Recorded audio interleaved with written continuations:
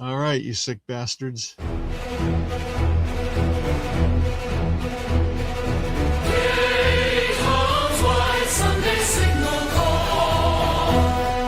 Sunday beacon on the ley line glow.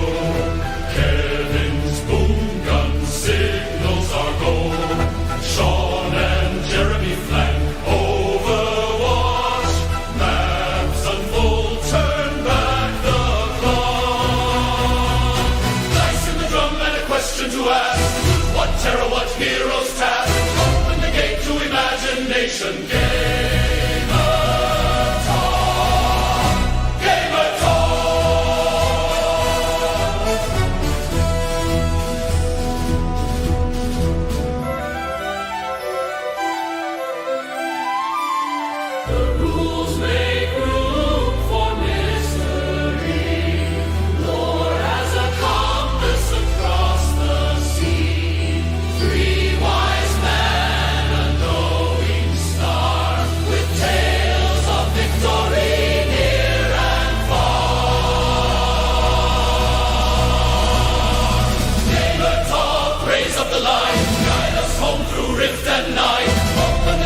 Imagination Gamer Talk. Gamer Talk.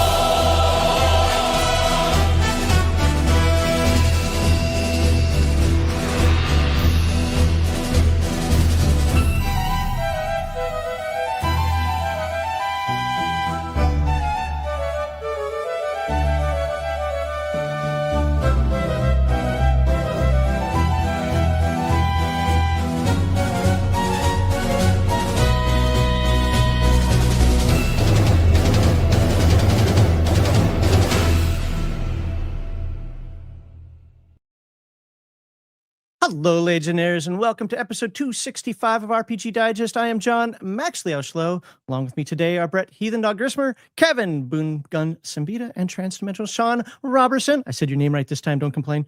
Who joins us for another episode of Gamer Talk. Today, we're going to talk about achievements, accomplishments, and influence of Kevin Siembieda and Palladium Books. Maybe get a little sneak peek into his thoughts and commentary after almost 45 years of Palladium greatness.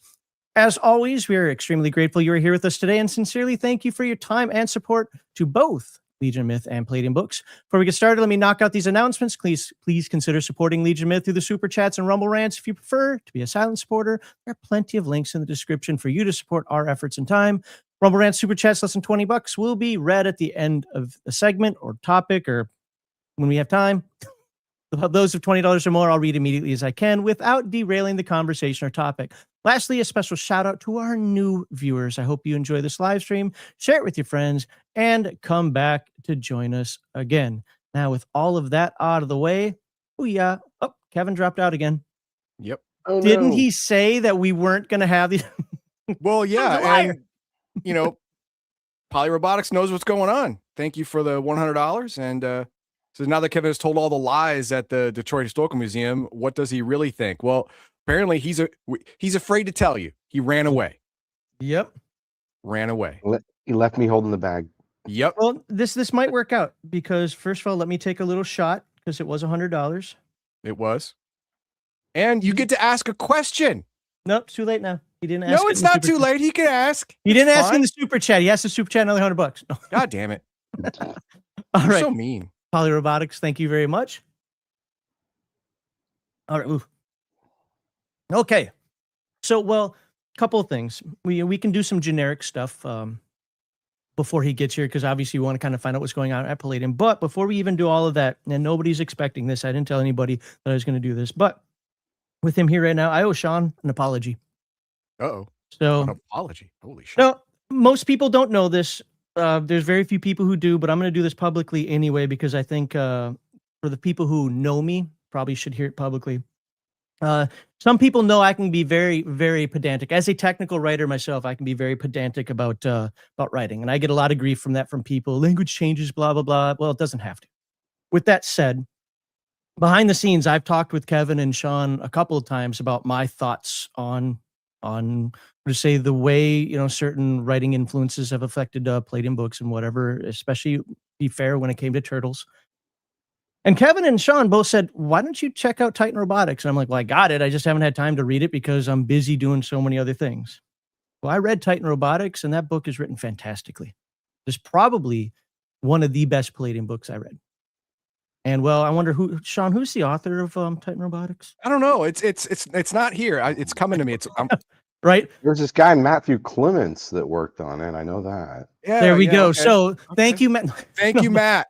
But You're the best. The truth of the matter is that was a fantastically written book. So I have to take back what I said. Again, this is pretty much behind the scenes, but what I said to Sean and Kevin about my frustrations with, let's say, some of the writing and some of the things that I've discovered over time with that. So Sean, I apologize. I'm apologizing to you publicly because there are a few people out there who do know my thoughts, and just put it out there for everybody. You guys should check out Titan Robotics. It is honestly, it's one. Between the layout, and I'm not saying this I've actually said this before. I said the layout side of it before. I've always thought you said that. laid, You said that from the beginning. Yeah. Now linguistically, it's excellent as well. I can't complain much as I want to. So there you go. Well, I appreciate that. We just Kevin and I try and write the way that's natural to us.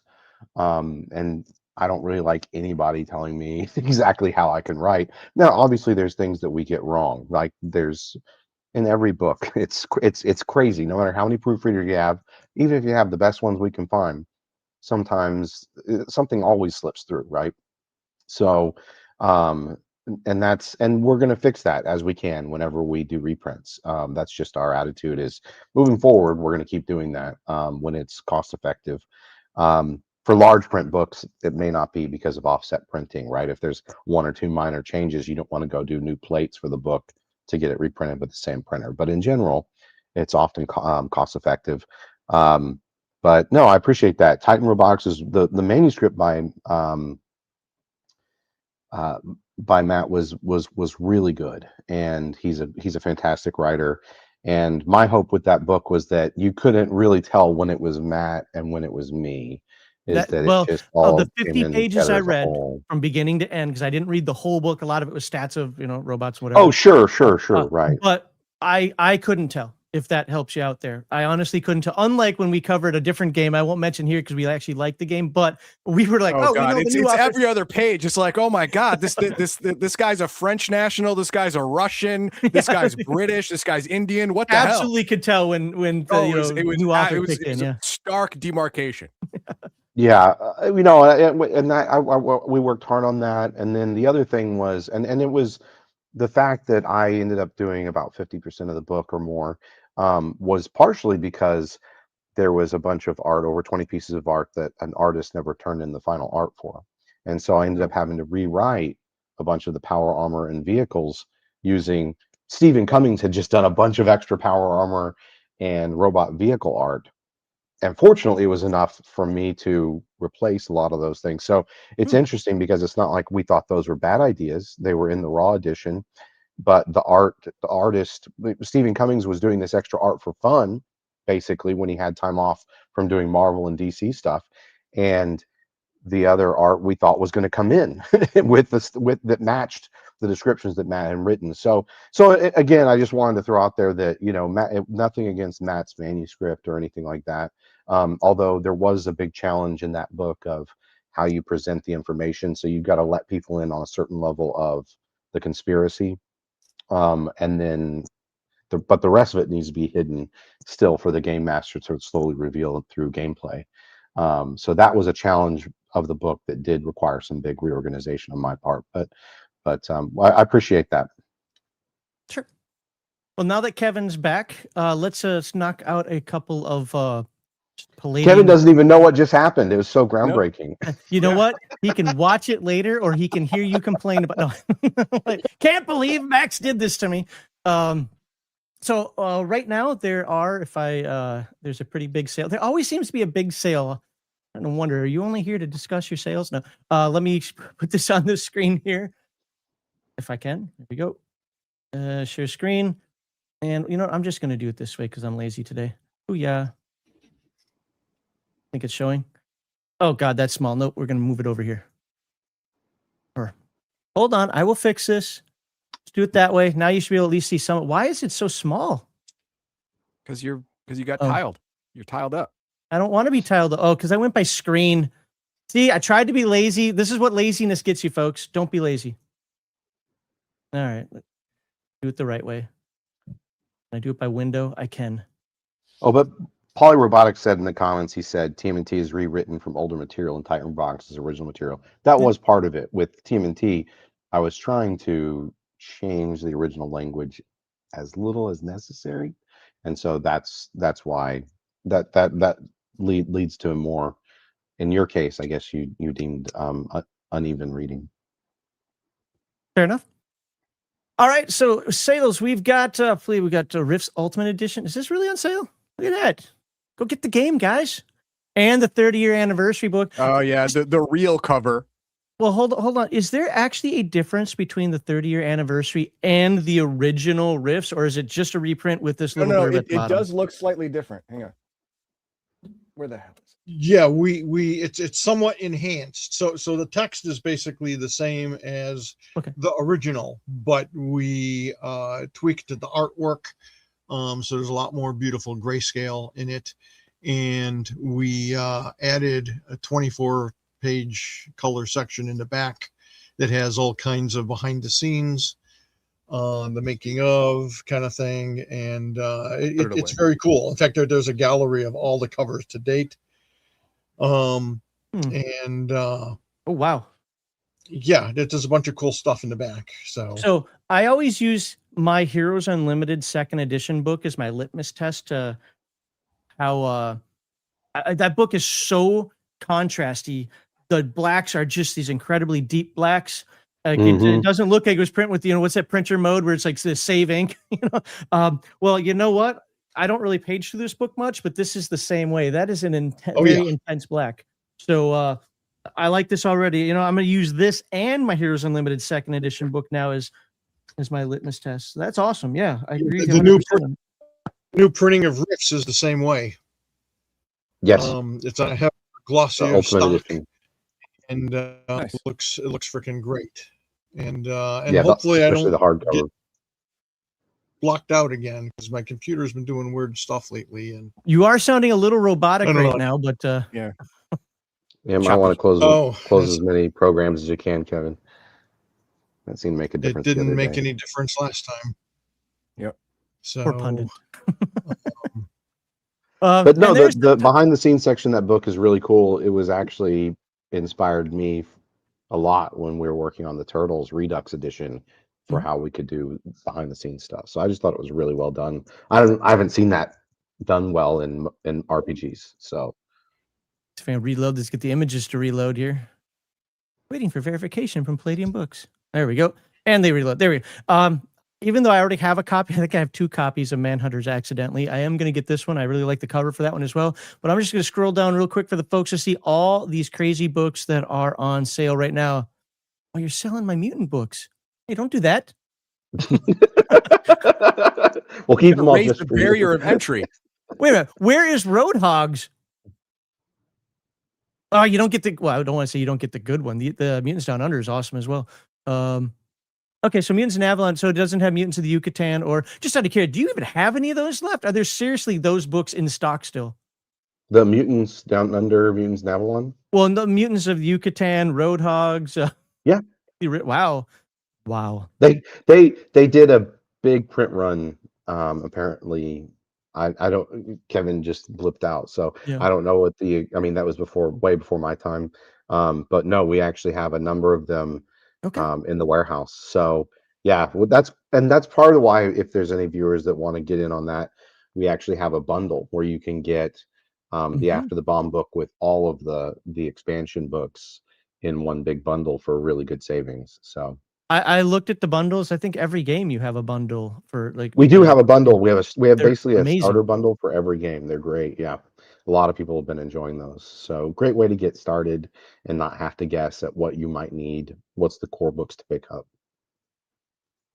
So all those are on sale. I suggest you check them out. I don't just say that because they're here, but it's because, people keep asking me questions about Rifts, and I keep telling people I'm not the Rifts guy because it's my road answer. But I think slowly but surely They're kind of converting me here. But I always say you should go after the Bomb. It needs more love, so they actually make world books out of After the Bomb. That's my story. I'm sticking to it. It's a cool setting. It's a cool setting. And then, do we have any Turtles updates? Well, we have apparently CPK had an animal run across his keyboard. I don't know what the hell's going on here. Oh, Antarctica and Atlantis, maybe, but I'll who learn. wins? Is that a win? Who eins? Like, I don't. You know, they say that if you get enough monkeys in a room in infinite time, sooner or later. And that is monkey Shakespeare right there. Eventually, the King James Bible will fall out, right? Thank you very much, CPK. I think it says who wins Antarctica? Is it aliens or Atlantis? That's what I'm thinking it says. Oh, if not, that's the question we're going to answer. Right? No, that's a good question for Kevin. I think the aliens in the story, and all the art and everything that I've seen so far, I think the aliens are winning, as opposed to like the Splugorth. I don't know, man. Okay. Splugorth are no joke. They are no joke, but I know Kevin's got some cool stuff in Atlantis, so or Antarctica. Why I keep saying Atlantis. Yeah, Antarctica has got some pretty cool stuff. So I don't think the Atlantean forces are going to have an easy time there. Don't worry, CPK. I'm horrible at typing on the phone too. People start seeing me type, and like 4 hours later, I get the message out, and it's like, one sentence. I'm with you on that. I hate typing on my tablet and my phone. Are there is there any new information on Turtles? I mean, most of that, I'm guessing the products have gone out. There's been a lot, I'm wondering if you're like phase shifting to something new at this point, but anything new on the Turtles front? I don't have anything new official to announce yet. We are actually scheduling. We've got more talks coming up with Paramount on the subject. Everybody's excited about the future of the TMNT brand, the TMNT and Other Strangeness brand, I should say, for the RPG. But I do want to stress, if you know anybody that ordered or pre-ordered the books or got in on the Kickstarter, hasn't gotten their stuff, there's a few people that they're still in, just because of how large the campaign was. It's actually a very small percentage of people, but there's a number of people who still haven't given us their final shipping address and stuff like that. So if you do know anybody or you hear anybody saying, I never got my stuff, please have them call Palladium or email our help desk, and we'd love to help them get their stuff. We've got all that set aside in the warehouse. Everything is out to the distributors now, so you should be seeing it showing up in the wild. And the people are loving the black, white, and red edition more than I expected. A lot of people are picking that up, and especially old school Turtles fans, I think, are really enjoying that. The dice, the Game Master screen, those are for sale. The liquid filled mutagen green dice and the Game Master screen are for sale. Those aren't. Some people thought those might be Kickstarter crowdfunding exclusives, but they're not. The black, white, and red are not crowdfunding exclusives, so those are out there now, up on our website, and you can find them in your friendly local game stores. And they were at the Historical Museum event too. Yes. Yeah. I heard that they were very popular. I didn't buy one because I don't like turtles, but yeah, I saw them there, and they were there were people there like, oh my god, the black and white version. They were, yeah. It's that one's a weird one every time. I mean, black, white, and red, man. When we were at Gen Con showing off the books, when we had the previews, it was interesting how many people. Yeah, it really pops when you see it in person. The images we put up on Kickstarter, we do our best, but it's just hard to show how dynamic the colors are and the effect when you go flipping through the whole book done that way. It's pretty striking, and it even surprised me and Kevin when we saw it in person. And as soon as people were seeing it, they're like, oh, I need to get that, right? They'd already Kickstartered the standard versions. Yeah, I've seen the pictures on digital format, but when I saw it in real life, I was like, oh man, I need a 4K monitor to really see what is real life on this thing. It's that sharp. Yeah, the color on the full color versions and the black, white, and reds are just, they pop. The colors really pop, and we're really happy with the quality of how all that came out. And of course, we put a lot of effort into it. You wouldn't believe like how hard it is to get a lot of these things dialed in during the production process, but it's still fantastic to see how much these covers and everything pop. Oh, We're Hey, at a secret guys. location now. Yeah, the underground bunker. Kevin's Have to bunker. go to the bunker. Yes, I knew it. I told you. See what it was? He had all the gnomes out there quickly move the books from the other room to this one. Stack them up. yeah. I Per hope- mentioned I the hope my books sound have. all right and everything, but You sound good. You sound good, Yeah, Kev. okay, good. Yeah, So Per mentioned the quality of the paper and the books. They feel great in the hand as well. So I don't know. It's just one of those things that it's really exciting when it comes together that way. well, we also we're starting to get the questions. People think I have background information, which I don't, but maybe I can get some now publicly. Any post Turtles updates, things you guys are working on that we can be excited about in, I don't know, the next week, 2 month, something? Well, I'm hard at work on Bestiary 2 and getting that finished up. Oh, there is something exciting to announce about Turtles. The errata document that's coming out, and then the downloadable adventure by Sophie Campbell and Kevin. Okay. Those are coming soon. Those are under approval by Paramount right now. And so we're really excited to get those to fans. The introductory adventure ended up being a little bit bigger than I think we'd originally intended, but I don't think that's going to disappoint anybody. So, No one's going to I cry think- poo-poo on that Want one. more No. stuff? right. God. And the cool thing about this is it's if you backed all this if you backed the crowdfunding or pre-ordered it, right, it's free. So this is it's got more information about the Sparrow Eagles and about their master and some other cool stuff, some cool background stuff to explore. So I think it's a really fun adventure series for anybody to jump into. Keep Well, let's talking. hit this TMNT question here real quickly. Like he's before we going to go move get a on. different chair. I guess, yeah. Any chance the Doesn't like that TMNT minis get released beyond the Kickstarter? Probably That's not. a great question. So the Kickstarter miniatures were Kickstarter exclusive. And that's literally in our contract with Paramount. Now, part of the thing here is that we were able to do certain things as exclusives that Paramount's not used to doing with tabletop publishing. So we are going to be talking to them about doing more miniatures and things like that in the future. So if we do more miniatures, though, they will not be the exact same, miniatures and the exact same poses. If we did bring back the turtles, they would be in different poses and stuff like that. So anyone who got these exclusive items, they're truly exclusive, and we never really want to renege on that. We want to make sure that anything we do as exclusive remains exclusive. But there is a lot of interest in PDFs, and there's a lot of interest in miniatures, and so we're gonna continue to discuss that if we can.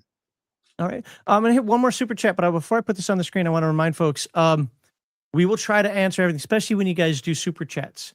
However, super chats that aren't related to our topic today will probably get pushed towards the end of the live stream. I'll read this one now since we really haven't dove into stuff. I'm not complaining. I'm not mad. I'm not angry. Thank you for the $10. But I do want to make sure we stay on topic. Otherwise, I know people like me and Sean, Squirrel, and we will start talking about everything and anything under the sun and not have the conversation we're supposed to have. But with that in mind, was it Cosmere Not says, are godlings considered minor gods or something else? And if Leyline Walker is chosen as of its powers, does he get the same spells and spell progression as the wizard? Don't know what all that means. I can answer that if they don't want to. Yeah, I'm not sure what he's trying to say here. Okay. So go for it. Okay. Godlings are an RCC. They're not actual gods, quote unquote, yet. Some godlings can become gods as they age, but they are a separate RCC, and they are considered supernatural beings. So if they go to a high magic area, they become MDC beings, but with nowhere near the amount of MDC, PPE, ISP as an actual god. All right. The only reason they're called godlings is because usually they are spawned from a mating of a god and a mortal, so they're kind of half gods, kind of like Hercules type Nephilim. thing. Okay. Yeah, Like kind the demigods. of You're like, talking about like conversion book one, the conversion book one, godlings and demigods. Yeah. And if they are also a ley line walker or a burster or whatever OCC that they choose, they can choose OCCs. And if they do have that OCC, they also get all the abilities of that OCC. OCCs and RCCs are cumulative. If you have an OCC, you get special abilities for being trained in that profession. Your RCC abilities are additive. They are also ingrained in. There's no training involved. You were just born that way. They are additive to everything else. So whatever you get as a godling, whatever you get as a dragon, whatever you get as a scarecrow, a vampire, whatever, if you have an OCC as well, it is added on to that. So you get them both. Yes, that is correct. All right, there we go. Look at Heathen Dog answered. Kevin confirmed. Write that one in stone. Boom, chisel it, baby. Yay! All right, all right. Let's move on to anything post Turtles. Going back to that, do you have any anything that you guys are working on? You got the errata, you said, but that was the errata and the adventure are coming very soon. I know Turtles fans will be looking for that, and we're looking forward to doing more stuff in the future. So that's definitely something exciting that's coming up. And right now I'm hard at work on Bestiary 2. And finishing. Can you give us a definitive date when that's coming out? Oh my God! No, I mean, we'll never do it. We'll never do it. Where do you live? No. But no, it is getting close. So all the art's done. The layout is basically all roughed out, and I'm going through the individual entries and editing them and expanding them as necessary to finish. There was a health issue with a writer that was working on the project, his family. So I picked this up. So, but as soon as I'm done with this, I will switch back to Chaos Earth First Responders and getting that done as well. So those are the two big things. I'm hoping to get Bestiary 2 done very soon. And then Chaos Earth First Responders is going to require a bit more work. But we have virtually all the art for that now, minus a few pieces we might be commissioning. So. Okay. And then if I can ever get time to write, I want to finish off Yinsloth Jungles Expeditions, and then Rifts Antarctica, and then I want to dive into the Beyond the Supernatural, long-awaited Beyond the Supernatural books. So those are my big four for the year. And then other stuff that I should mention is for people who are into Savage Worlds, the Europa books have shipped. I think they're in stores or about to be in stores. We certainly got our copies. And then watch for something coming from I can never remember the name of the company. Star Anvil. RPG Audio. Sorry. They got a big Nightbane thing coming up. I don't know how much I can say yet, because I don't know when it's going to be, but it'll be something that will interest people who even have no interest in the audiobooks themselves. Some of the Kickstarter promotional items will be like, ooh, I need that. So keep an eye out for that. And then Star Anvil, which is one of our third-party licensees, they're going to be launching their Rifts Phase World project soon. I'm not sure how soon. I think it's in the next 2 or 3 weeks is what Brandon's looking at. So it's a Phase World for Savage Worlds. But as always, you can always use the stories and adventures and any new equipment, aliens and stuff in your, Palladium Rifts campaigns too. So, and I know he's super excited about it and putting a lot into it. So that should be something worth taking a gander at and maybe backing. Well, Kevin, if you stop, getting awards and being honored and so forth, maybe you could sit down and do some dang writing. What do you think about that? You need a proxy for your awards. Kevin couldn't be here tonight. Instead, we have this ham sandwich. Yeah. It's not like I get a lot of awards, but that particular one is pretty pretty mind-boggling and wild for me, crazy for me. It's when the historical museum reached out and said, "Hey, can we go through your archives because we have an exhibit we're opening up called The Worlds of Palladium." I'm like, what? and they were calling it a crazy time where we were so busy shipping out turtle, Kickstarter backer books and stuff in the middle of Christmas.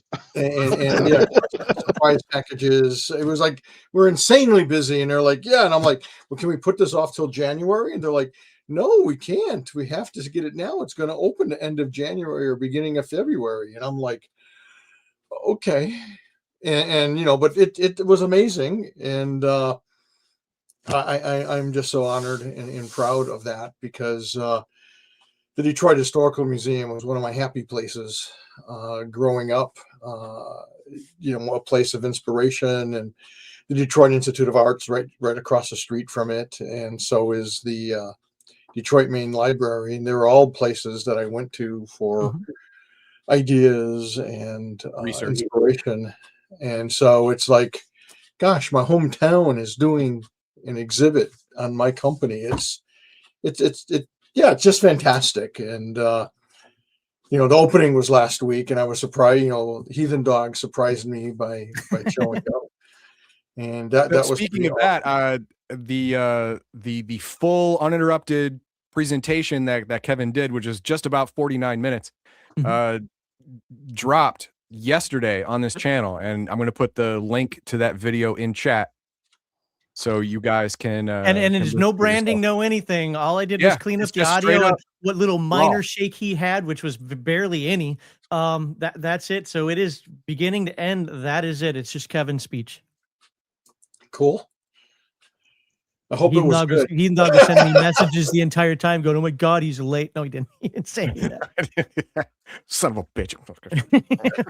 No. Actually, I think Heathen Dog said that he was late too, but I'm just saying. He was not wrong about parking. All right. The parking lot for this thing is small, but I was like, oh, it's Palladium. I mean, how many people could we drive in there like 20 minutes early, and the whole thing's closed, says full. I'm like, damn it. So we had to drive around trying to find a parking structure to get into, and then we got in there. I wasn't late. I was like, 2 minutes after he was supposed to start, but he was like 30 minutes. So I'm good. Oh no, we were all over the place. And in fact, I had Caleb, our warehouse manager, was with me and being my navigator, and he's Googling stuff, and he's like, "Hey, why don't we pull into here? This is a parking structure." And I'm like, "Okay." And the door was open, and I pull in, and I'm thinking, where's the little kiosk to get a ticket or whatever? And we're kind of driving around. And I'm like, "Gee, there's an awful lot of reserved spots here." And I'm like, "I don't think this is going to be good, Caleb, because we could have gotten locked into this place, and I would have been a no-show for my own opening." But thankfully, I turned around and I went back down, and just as we're pulling up to the exit, which, by the way, is barred with this big metal mesh gate, this lady is walking up to close the door that we came in through, and she's like, "Oh, do you need to get out?" And I'm like, "Yes, please." And she let us out, and I'm like, "Oh, thank goodness," because it turned out it was a private parking place for the residents of that hotel, and I guess there's some stores and stuff there. And I'm like, and if she would have been, "Papers, please." Yeah. But yeah, it was really hard. We were just circling and circling, and we'd see like, "Oh, look, there's street parking, but we got to turn around." And by the time we turn around, someone would have taken it, and it's like, "What's going on?" And I'm like, "Don't worry, I know this area kind of. I mean, it's like I went to school there 40, 50 years ago." And I'm like, "We'll park in the Institute of Art parking." And it's like, "Nope, that's full." And I'm like, "Well, how about this park?" "Nope, that's full." And I'm like, there's just everything going on. It was like a whole whopping like 9 degrees out, but it was sunny and beautiful. Yeah, with the wind chill, it was like -4. I'm like, why are people here? I thought I was going to be the only guy. I thought it was just me, my wife, my son, and an old cell phone. I thought that's all was going to happen, but no. And I was afraid of that. In fact, when I saw my chiropractor on Monday, he's like, "So were there more than 2 people?" Because that was my fears. That'd be like 2 or 3 people. no, it was pretty well attended, and that was awesome, and it was really nice. And a lot of people came from all over the place. We had some people from Grand Rapids, Michigan, which is like a 3-hour drive, and Lansing, Michigan, and all around us. And one very nice family drove all the way in from Missouri. So it was Sorry, I pretty couldn't make it cool. there from Alabama. It was a little too far. Plus, you're still dealing probably with the ice storm. In Or Alabama? not really. Well, no, if you were to drive north at that time, you probably would have been in a bad way. Yeah, that's true. That's true. Yeah. We did get a little chilly down here. I think we had frost in the morning one day. Oh my God. I got half a day off of work for that though. Shh. Like Alabama. Well, I know a couple of weeks ago, Tennessee got clobbered. Yeah, I was right south of that. It kind of ended at like Huntsville, Alabama, and I'm a little south of that. So it's like, suckers. All right. Any final thing going on with Palladium that we did not cover before we start diving into our questions? Real. Yeah, let me mention that, and it'll be very limited, probably to like 50 or 60 people, but because of the Worlds of Palladium exhibit and so many people who have said, hey, I want to come in from out of state, and I haven't confirmed these dates yet, but we're looking hard at April 24 and 25th for what I'm calling a conversation with me, Friday and Saturday afternoon. How's that cell phone doing? It's going to be charged. And we're the idea is just come and hang and ask me me and the guys questions about the history of Palladium and Eric Woodjick and the Turtles, and just kind of hang out and get books signed and chit chat for a day or two. And we'll be charging a small fee to help cover the rental chairs, and we'll have soda on site that people can grab and enjoy and that kind of thing. We'll probably have a little memorial area for Kathy and Julius and Eric and my dad. And then the cool thing is we may have, like I said, it's not an open house. There's no gaming and stuff. And you're going to be on your own for getting hotels and dinner and that kind of thing. But, you can get tours of the office. You can pick up product while you're here. We may have a few special things. Under the shirt. Yeah, no 5-finger discount. And except for me. We may have people like Ramon Perez and Nick Bradshaw and who knows else coming in. Jolly Blackburn said he might want to come down for it. And so there may be de facto other kind of guests or celebrities. There are other Palladium creators that you can get autographs from and stuff. And again, I don't know who all's going to be coming, but or if anyone's going to care to come. There seems like there's a certain amount of excitement from people. I've heard about it, but I don't know. I just thought it'd be something kind of cool and fun. And I think this exhibit, and then the Philadelphia area gaming expo is set up. It just I really like the fact they were bringing in a bunch of people, especially people from the 80s and 90s, to talk about our hobby while we're still alive and kicking. Because we've already lost some major people like Greg Stafford and of course Gygax and Arneson, and a lot of other folks are getting up there. Like a guy who was always great to see and hear at conventions was Larry Elmore. And he's just getting, too old to be doing that kind of stuff.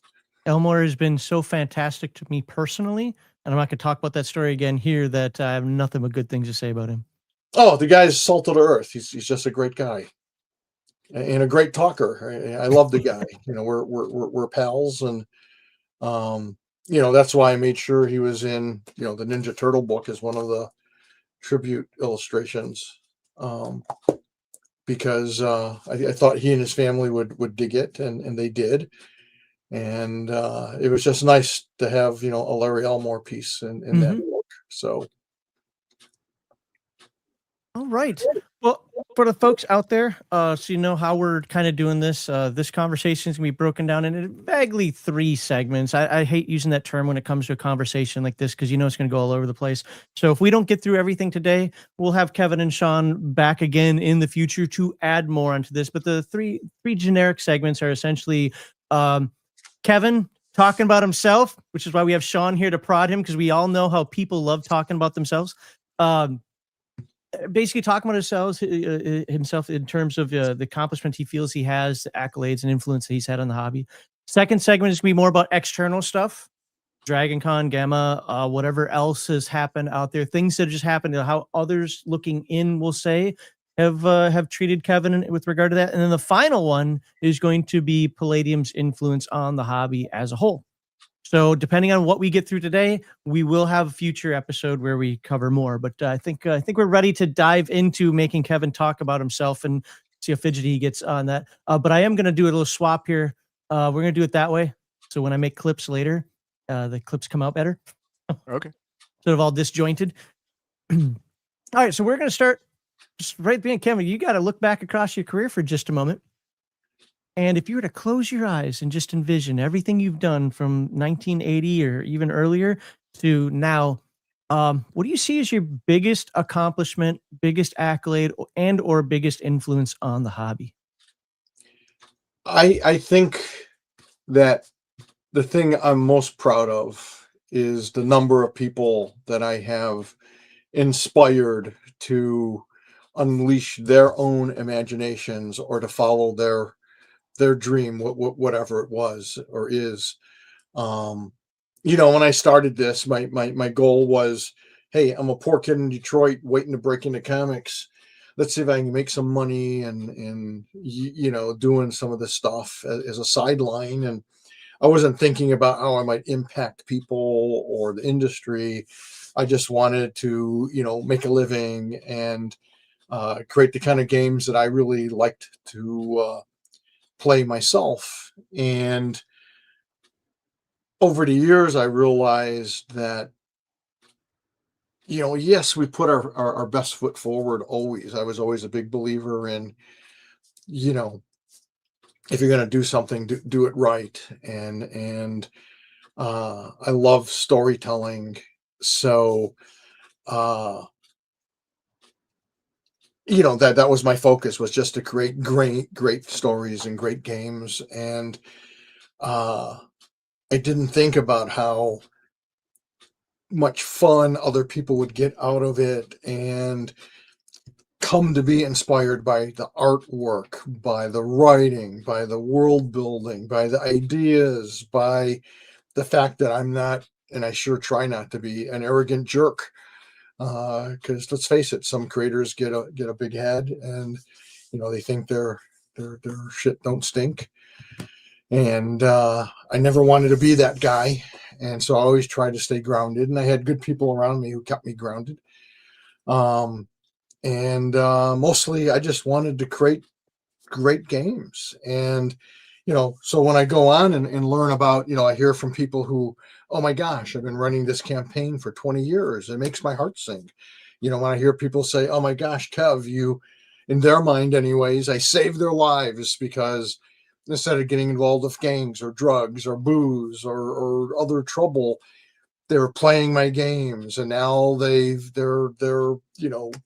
doing great, and they have families and wonderful businesses. And the first time I had someone like Russ and Marshall Thurber tell me that he was a filmmaker because of Palladium Books, because playing Turtles and then Riffs taught him that he loves telling stories, that he wanted to do it on a bigger scale, and he attributes that to me. The fact that people like Sophie Campbell and Cyril Naeli discovered the frickin' Turtles through our game, and that it influenced their work. It inspired them to work and write Ninja Turtle material. Cyril Naeli went on to do the 2012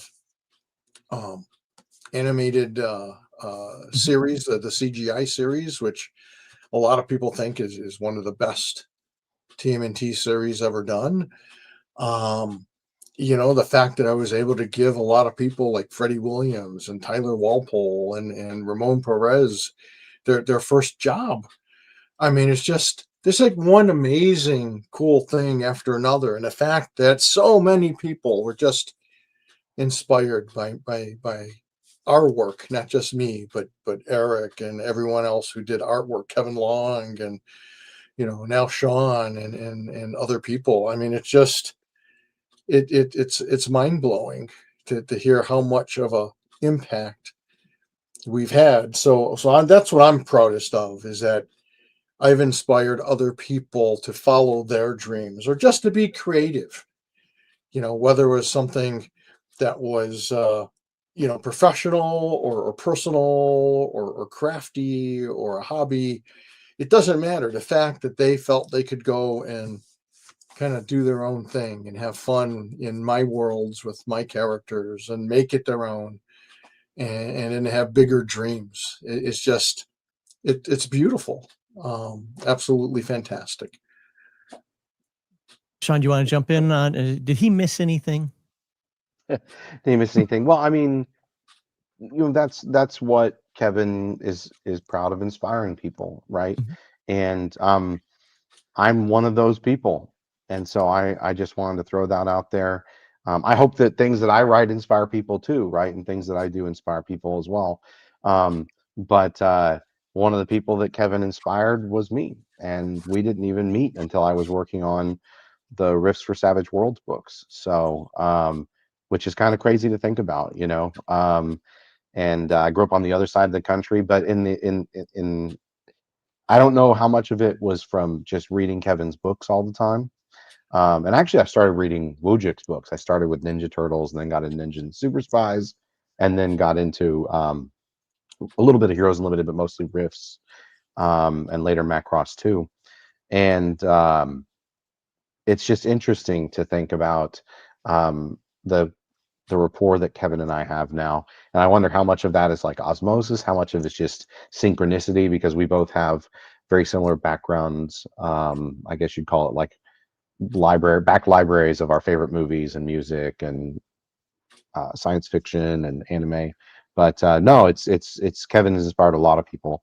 Yeah, we hope to keep doing that. So you always just have to put your, I think part of it is just putting your best foot forward when you're working with something and making sure you have your passion in it. We're having a little short conversation before this started, about how, what is it, is your heart really into something? And so, for me, of course, we want to make sure that we're creating things that are viable products that people will buy, that, but you do that by inspiring the fans and just inspiring the game master and the players, right? That's what we try and do every day. So it's real. Sometimes it can have an outsized effect that you don't realize. And I think that because Kevin's been consistently doing this and working with other talented people for 45 years, it's had an outsized reverberation and effect. Okay. Any commentary you have there, Heathen Dog? No, Okay. that was good. So what do you believe?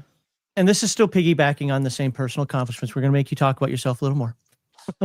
What did you do, in your opinion or your belief, that no one else could have done the same way? That's a very interesting question, and actually, I've been, because of the museum, and I think because of Paige, and really the Ninja Turtle book, because that made us think back about stuff, and again, talking to so many people, where it's like, wow, these books influenced you so much, or influenced the toys and everything that came with TMNT, which I never really realized. I think one of the big things was that, and it was kind of a conscious thing, because that's why we call ourselves Palladium Books versus Palladium Games, is I think we brought more literacy and storytelling to role-playing games. Because in the early days of role-playing games, first of all, it grew out of the miniature games, of strategic war games. And so a lot of the focus was on rules. And I can tell you in the early 80s, that's all everyone talked about was the rules, rules, rules. And I think and certainly Eric, we were two of the first people who came into the industry who weren't necessarily war gamers or game designers, just obsessed with rules.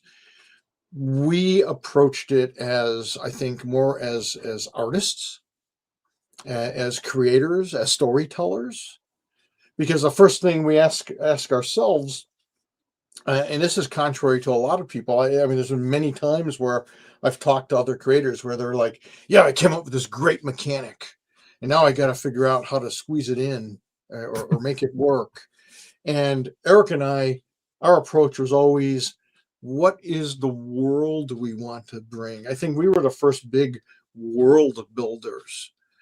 Because for us, as a writer, the first thing you have to think about is, and this applies to film and comic books and any kind of writing, any kind of storytelling, is what is the world? What is the environment? Whether it's a little town called Bedford Falls, or whether it's, this cargo ship in space called the Nostromo. You need to figure out, what is our environment? What is the story you want to tell? Who are the heroes? How can they be heroic? It's all story elements. And so we've kind of figured that out. And then it's like, okay, what do the rules need to be now? What are the rules necessary? Because the rules are, of course, very important. They're the engine that drives everything. But how does that engine work in this world or that setting? And, one of the things from the very beginning, because being at the gaming center, we saw this all the time, is I wanted to create a game system that could accommodate all these different genres and styles of story. And so I wanted to be able to create rules that could be fantasy, that could be, science fiction and far-flung future and horror and post-apocalyptic and everything. Because at the gaming center, we'd have people come in and be like, look at this great new game. And inevitably half the people who are looking at it go, oh, but it's a new game system. I don't want to have to learn a new game system. Even if it's awesome, I don't want to have to do it. I already know D&D and I know Traveler, and now, gosh, I got to learn RuneQuest, or I got to. That hasn't changed, by the way. No, it hasn't. And I sat back and said, well, I want to tell all these stories because I like all kinds of stories, superheroes and everything.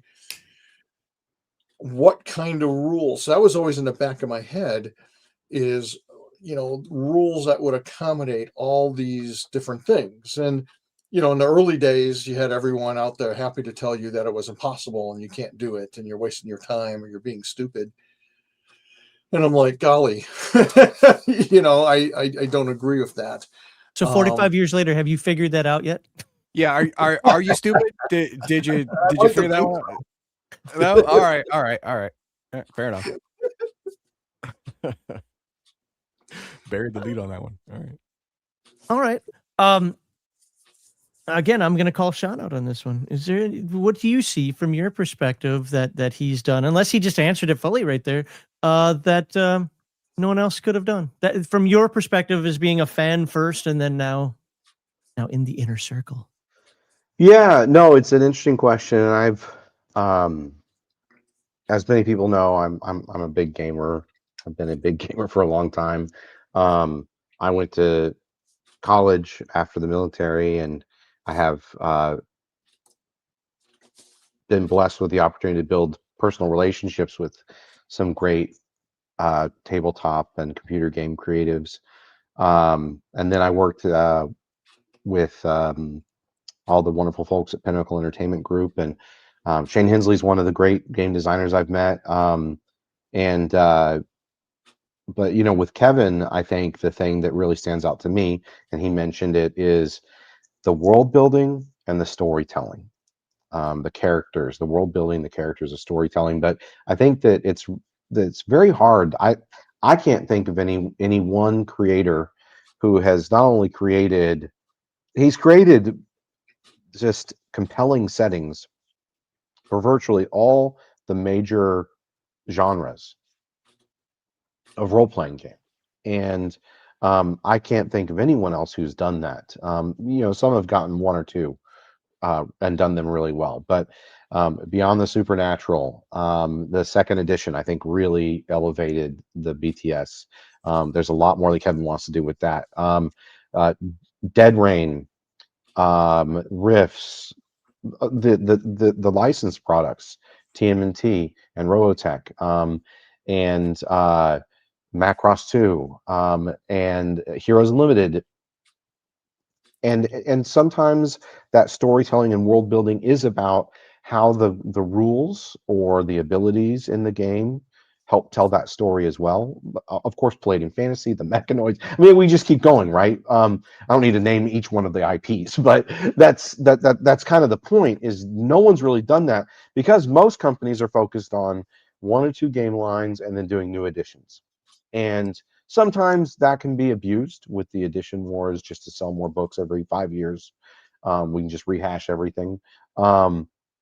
When you have a winning formula, can you blame people? But at the same time, Kevin hasn't done that. And he's stayed very true to creating something new. And as a creative, that's also something that I admire. But I just don't know of anyone who's really nailed the delivery on so many different genres. I know some writers that are great at horror or whatever, and then riffs. I've said this to Kevin one time. When I was, you know, just knee deep in Savage riffs and riffs lore, and I was prepping new books and synthesizing new material and updating timelines and stuff. And it just just about every riffs world book or area could be an entire game line with another company, right? The Rifts Japan, if you just said, hey, let's make an RPG out of that, or New West, it could be, it would be better than a lot of other RPGs that are out there, right? It would compete with the best in those genres. And to have all of that in Rifts is, I think, what really makes Rifts super magical. Just like it teams out of Earth even into the megaverse, right, where you have dimension books, even because there are so many cool ideas. And that's what, to me, that's the kind of what Kevin has done, and what Kevin and you know, the other writers he's worked with have done. But Kevin's been able to recognize that, right, when someone else has a great idea, or when they have an idea and it needs to take another step forward. He's been very gracious about still crediting those people as co-authors or major contributors, and that to me as a fan, that's the biggest thing that I've seen, and that I think will be Kevin's legacy in the long run, right?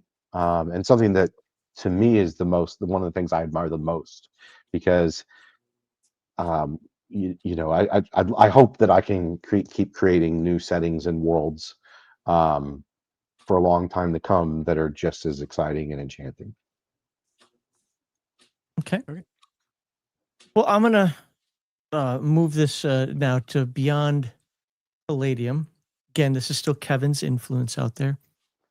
Which of your accomplishments created the biggest ripple effect outside of Palladium? Like, what do they copy? What did you solve for players and and publishers that they hadn't solved yet? You know, what did you normalize that back then they're like, nah?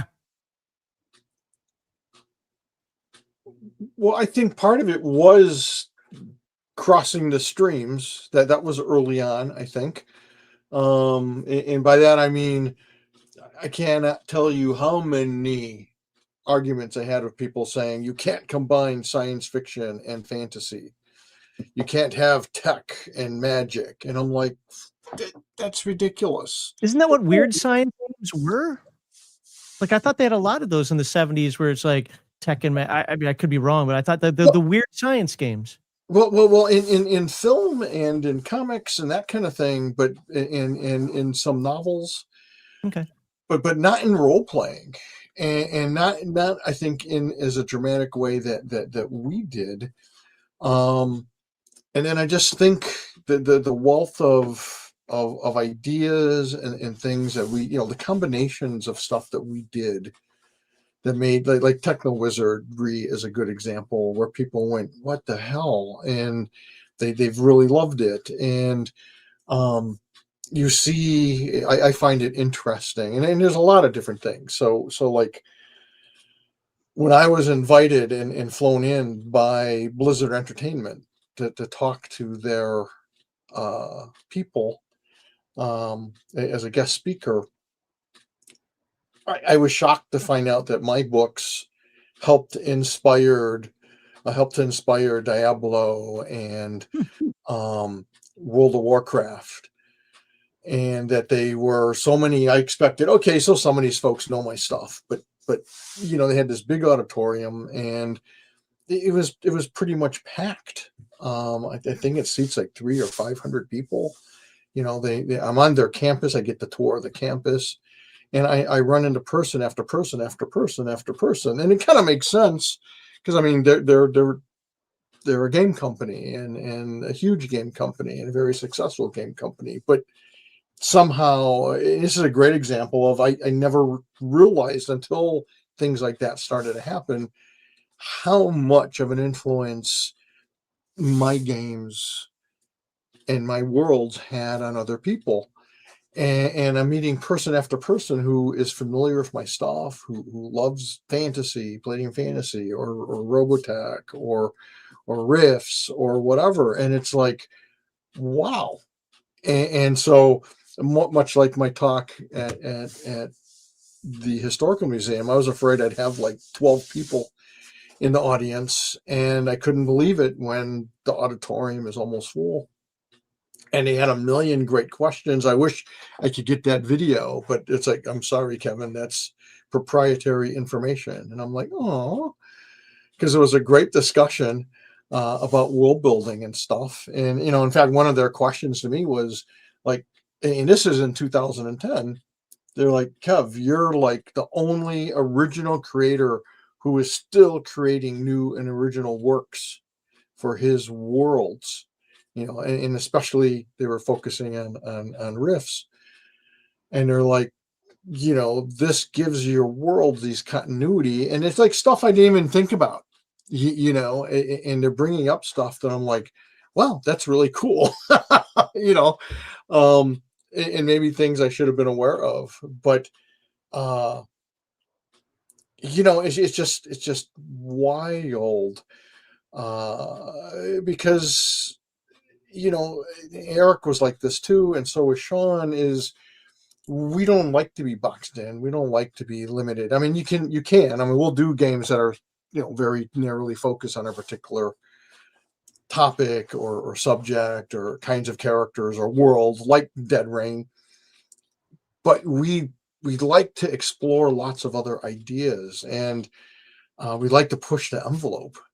And I think a lot of people don't. And I think that part of the advantage there is that, again, one, I think we approach it as artists / visual and written artists. We're artists and writers. Sean has an art background as well as writing and game design background. And I think our approach to it more as writers and creatives, and the fact that, we have our own company, we didn't have to listen to a board of directors or stockholders saying, what are you dicking around with? Why are you doing a zombie game? Why did you do systems failure? It's a one shot, whatever. Why are we wasting our time? We should be focused on the stuff that sells.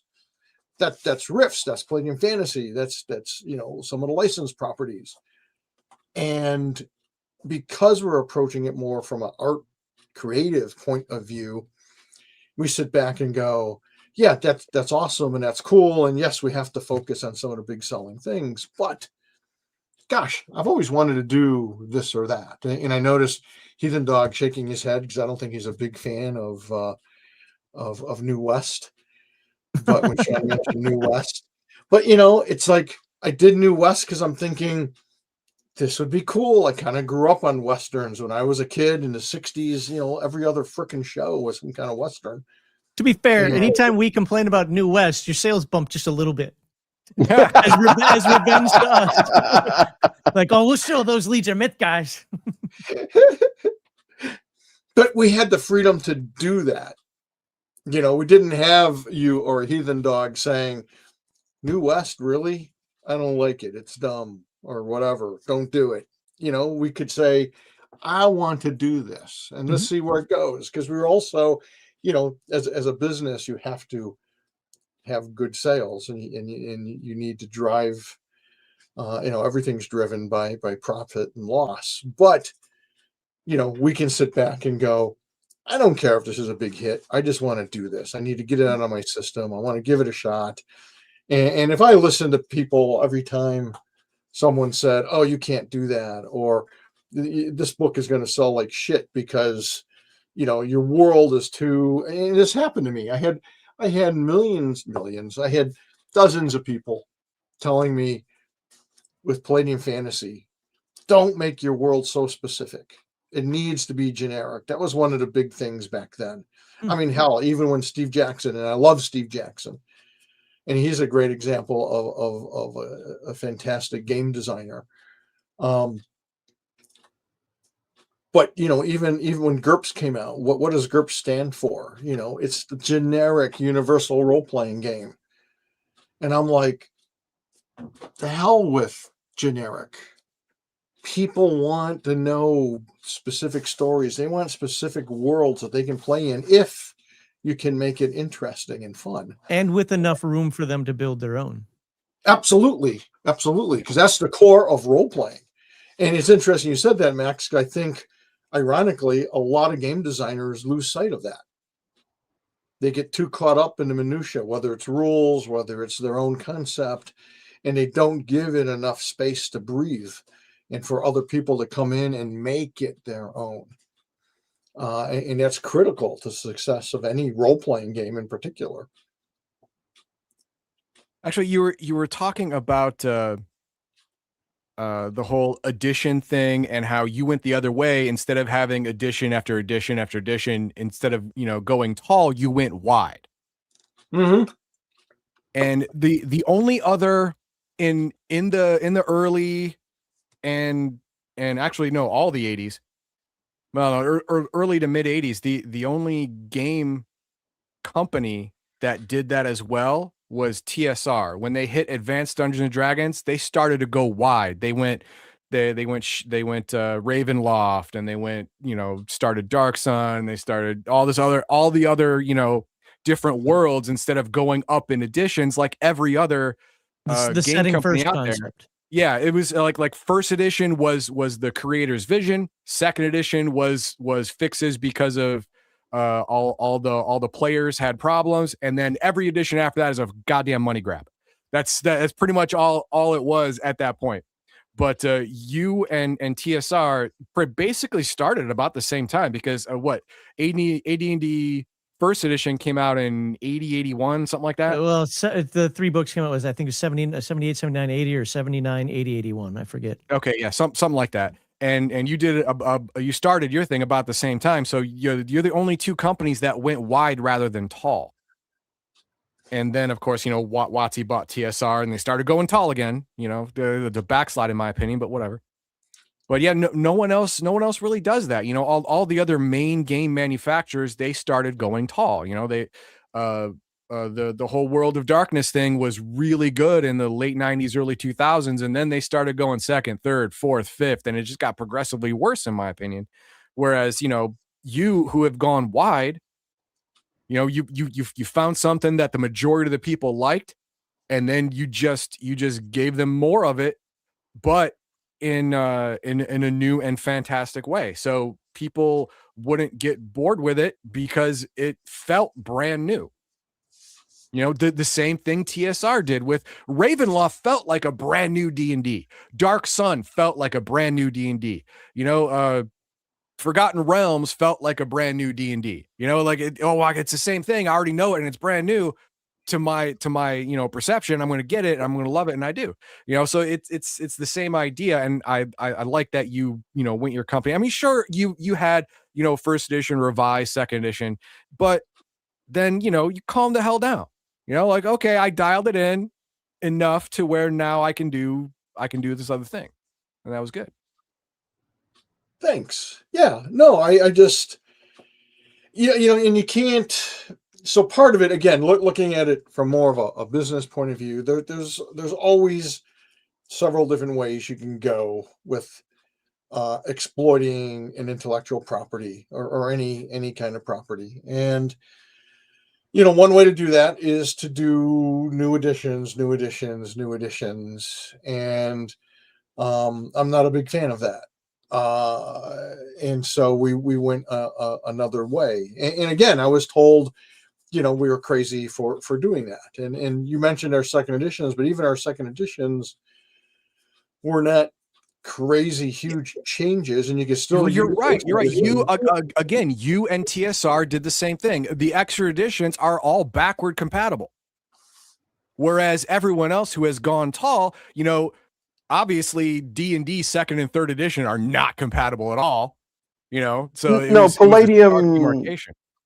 Yeah, no, Palladium's second editions or Rift's Ultimate Edition, I mean, they're more refinements of the core game loop, not really a core what you would compare it to other games, new edition of the game, right? Where in any way. All the core system is updated and changed. Now that really Palladium's always been true to that same basic core system. Right. Yeah. Well, TSR and you guys did that with your respective IPs, where everything was always backward compatible. If you changed your rule, the word optional wasn't a 4-letter word, stuff like that. So I always appreciated that, and you don't see it with other companies. Well, I'll even go a step further when it comes to that. And I've had discussions with people in the past, especially with the argument, like skill-based games or class-based games. And there are always these kind of hybrids in the middle that I just don't think work. I really don't. Like, are you a class-based game that's trying to be skill-based, or are you a skill-based game that's trying to be class-based? Because they play differently, and then I think that's an important distinction at the table. Until you come to Palladium, and I'm like, to me, whether anybody else sees it this way or not, I've always found it's the only game I've ever played that's actually blended the class base with the skill base, all kind of into one. Yeah, you are a class, and you kind of got to stay true to that. But your skill selection, or even beyond the skill selection, the front loadedness of it, the skill selection, the diversity within that allows you to play it like it's a skill based game. So I think whether it's the world building, with that whole specific.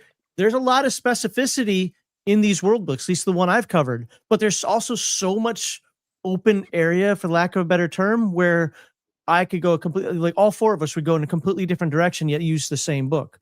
That, I mean, pardon me for sounding like I'm patronizing or placating here, but that's dang near perfection right there. It gives you all the information you need to get the feel of the world, and then, booyah, now it's yours. Yeah. To me, that's what role-playing is, or so it should be. It's all about character and story, and it all starts with the world. And I want you, the players, to step into my world and then be able to make it yours, to go in whatever direction. I give you all kinds of little ideas and places and villains and monsters, but I want you to take it and run with it, because all of us play our games a little differently. Sometimes a lot differently. And I want people to be able to have that flexibility and fun. I was always, or part of my mantra for like the first 20 years was wow factor. I want wow factor. I want someone to open up my book and go, I didn't know what to expect from this, but wow, this is cool. Wow, I want to play that. Wow, what is this thing? Whether it was a concept or whether it was the art they were wowing over, or both. I wanted that wow factor. I wanted people to be excited, and I wanted them to be excited about, I can make this mine, because that's what role playing is about. That's what playing these characters is. That's what creating epic adventure is all about. character. Well, and then I'm gonna go a little off script, and I've got to follow up for that because I'm curious as to your thoughts. I think I know, but let's get the official word. What are your thoughts on the people? And we get this all the time because we'll express them to you. That start arguing over the pedantry of the rules, whether something should be a +1 or MDC works this way, or whatever it happens to be that you can read on Facebook forums and Discords and whatever else. Like, no, you're doing it wrong. When you make something as open as what you want it to be, but there is a rule system there, what are your thoughts when people start arguing over that? I've never been what back in the olden days were called rule lawyers. In fact, there's a quote from me in the historical museum exhibit that says, if your players are having fun, even something like even if you're playing it wrong, if your players are having fun, you're doing it right. That's always been my philosophy. Don't get bogged down in the rules. Have fun with it. And if you don't like a rule, change it or ignore it or throw it right out, or use a rule from some other game system. I don't care. I want you to be having fun in this world. And the rules are there as a guideline to help you find your way through this fun world. It's not the end all and be all. And if you don't like something, change it. But just have fun with it. Okay. Well, actually, whenever I had a new player come to a game that wasn't Palladium, like World of Darkness or new at D&D or some superhero game that's not yours, and they have trouble picturing what their character would do. Like, I can't really define my like the morality of my character is up in the air. I can't pin it down. I throw away the alignment system in that game and I use yours. Here you go. Oh God, yeah. They choose a Palladium alignment and like, oh, okay, I got it now. And then they know how to play their character the way they envisioned it. Kevin's legacy to the RPG hobby: alignments. And ironically, that's one of the very first rules that I created because it was really important to me, because the characters are very important. And I want them to have a clear idea of what their moral compass is. So alignments is one of the things I hammered out. And when I finally showed it to Woodjet, because he was my sounding board, he's like, yeah, Kev, this is great. It works perfect. And it's a great example of, why do we need to change stuff just because it's perceived to be old? And that's why I mentioned it's like one of the very first freaking rules I created. It's worked now for 45 freaking years. And I hear what you guys have just said over and over again, how they use my alignment system and with other game systems because it's so clear and so fun. And it's like, yes. And so I never understood the concept of, well, gee, it's 45 years old. How can it still be good? We should throw it out or rewrite it completely. And it's like, no, if it works, it works. Yeah, it's the whole saying, why are you reinventing the wheel? Are you going to make something more circular? Shut up.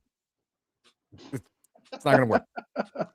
Well, it was interesting when I was when I started writing on Risks for Savage Worlds. I was still finishing my university degree, and I had declared for a while a double major in psychology, and so I had taken a lot of psychology and neuropsychology classes. And I remember talking to Kevin.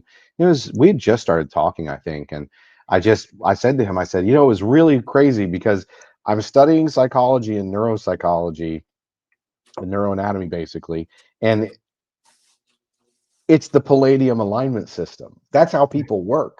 And it blew me away. And Kevin's like, well, yeah, I did my research when I created this system. I read a bunch of books to understand psychology, human psychology, to create these alignments. And so that's where there's a few places And I know we're going to talk about some more of this, but there's a few places where the alignment system, the experience point system, a lot of new games are just starting to figure out the genius behind those. Something that Palladium started doing 4.5 decades ago. So there's some pretty trailblazing stuff that Palladium's done. Some of it has been picked up in the mainstream, some of it hasn't yet, and they're still figuring out these lessons. All right. Well, the last question I have in this segment here, barring anything weird. All right. You've gotta do it again. What was the single most important decision you made as a creator, publisher that unlocked everything that followed? What was the I'm doing this. This is what for, boon or bust. We're doing this. Wow, that's I'm sure there must be one. Don't you wish I would have sent these before to you beforehand now? It's a good question. It is a good question. I don't want this to sound like a cop-out answer, but it was just sort of just doing it, taking that first step to even do it. Because, these days everyone sits back and knows me as Kevin Siembieda, publisher, game designer, writer. But when I decided to do Palladium Books, that wasn't my goal. My goal was to be a comic book creator. And it's my guys who are saying, Kev, you should do this. And I'm like, I don't know. And then even after I took that step, I'm like, yeah, this is a great side thing. Until I break into into comics, and I was still doing a bunch of freelance work, and I did some ghost stuff, ghost art for the Defenders, and I want to say the mid '80s for Mike Gustovich, and I still thought of myself as an artist. People would ask me up until like 1990.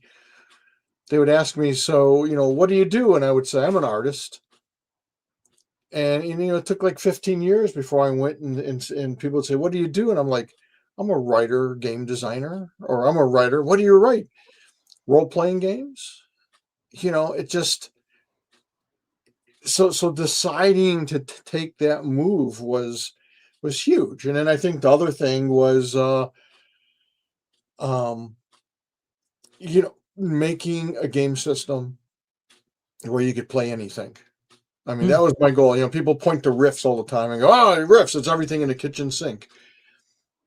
But that was my goal from day one, was to create a game system that you could be or do anything. So I think those were the two big ones. Okay. Well, actually, obviously, go ahead. That was a really great story, because what I found true in my experience, in myself and watching other people, is the most important decision of your life is almost always invisible in the moment. Yes. Yeah, you have no idea this is the decision that's going to change the trajectory of my entire life. When it's happening, you think, oh, I want cheese. It's that kind of decision. You're like, I need money while I want to do my passion. So I'll start this just as a gig. That was the decision that changed the trajectory of your life. But in the moment, it was like, I need to make rent. Yep. Yeah. It was just that. And so for everyone else who's watching, there's no point in watching out for that decision, because you probably won't recognize it. There's very few life-changing decisions you recognize when they're there. The only thing I can tell you is that every decision you make, just make sure it's true to you. Yes.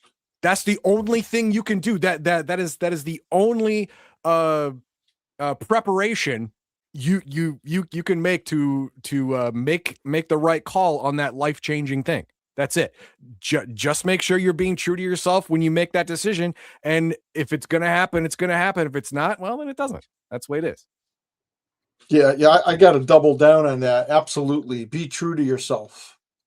You know, again, I had throughout my career, not so much in the last 10, 15 years, but certainly in the first 20 or so, I had people all the time telling me I'm doing it wrong.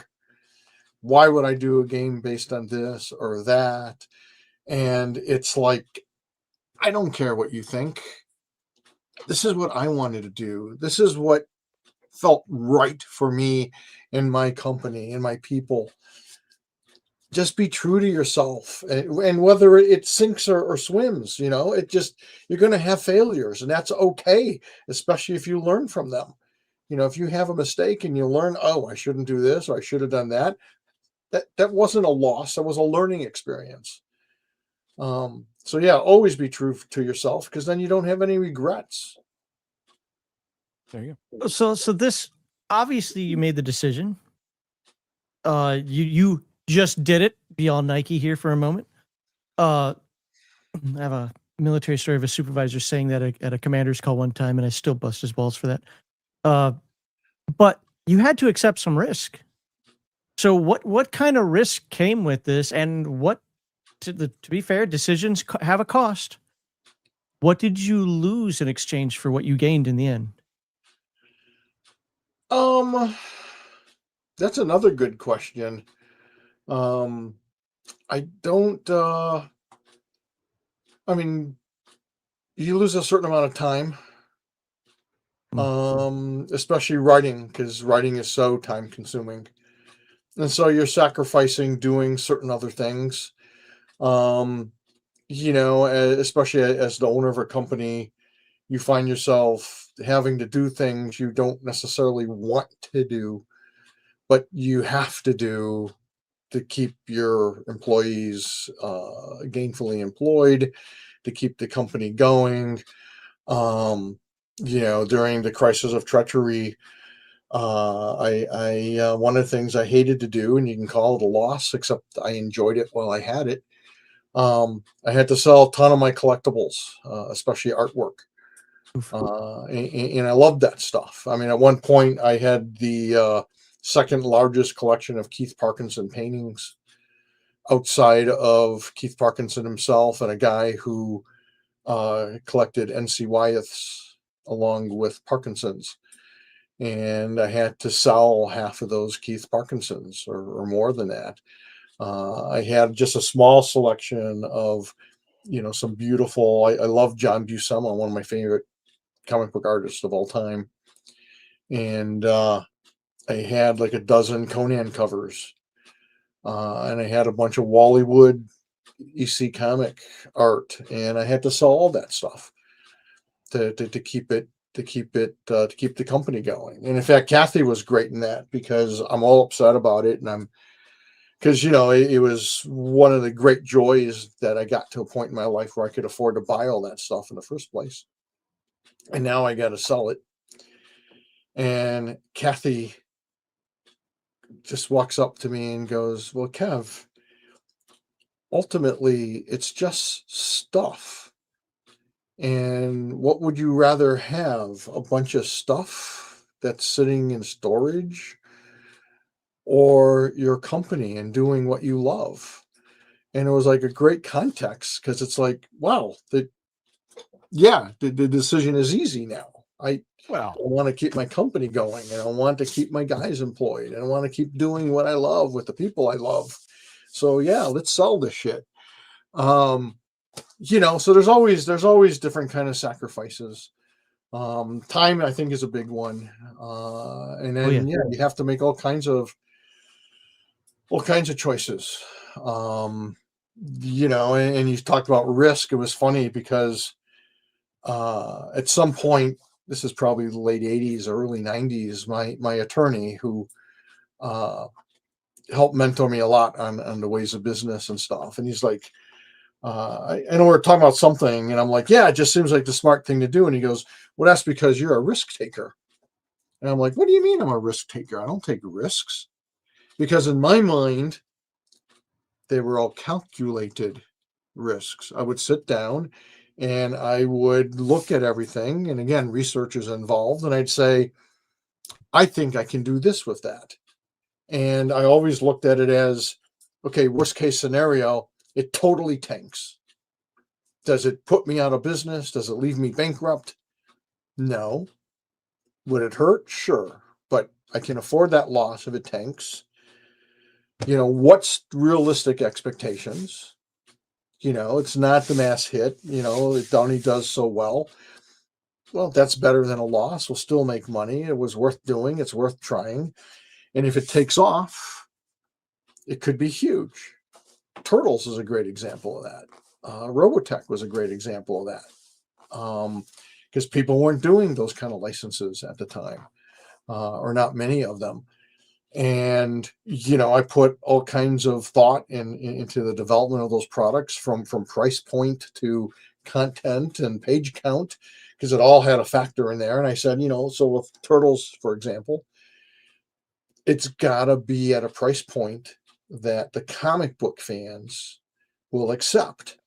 So I looked at graphic novels and I'm like, okay, at the time, graphic novels were selling for like, $9.95 to $15. And I'm like, so if we do a game that has a comic strip by Eastman and Laird and has art by Eastman and Laird and a cover by Eastman and Laird, or at least Kevin Eastman, as the case was, it'll attract them, it'll catch their eye. Now, whether they'll buy it or not, I got to make sure the price point is something that they'll recognize and accept. And I thought, okay, 112-page book, it's only black and white, so $9.95 might be a little high, but I can do that. I can make that price point and still make a profit selling wholesale. Let's do it. And I printed, 10,000 copies, which was the biggest press run we had ever done at that point, especially for a brand new book. But I wasn't really scared about it. And I didn't really think about it as a risk because I had crunched the numbers and went back and went, look, I think it's going to sell. Worst case scenario, I think it'll sell this way. We'll make our money back. It's worth the risk. It's worth giving it a try. But yeah, I think you do have to be something of a risk taker, not crazy risks.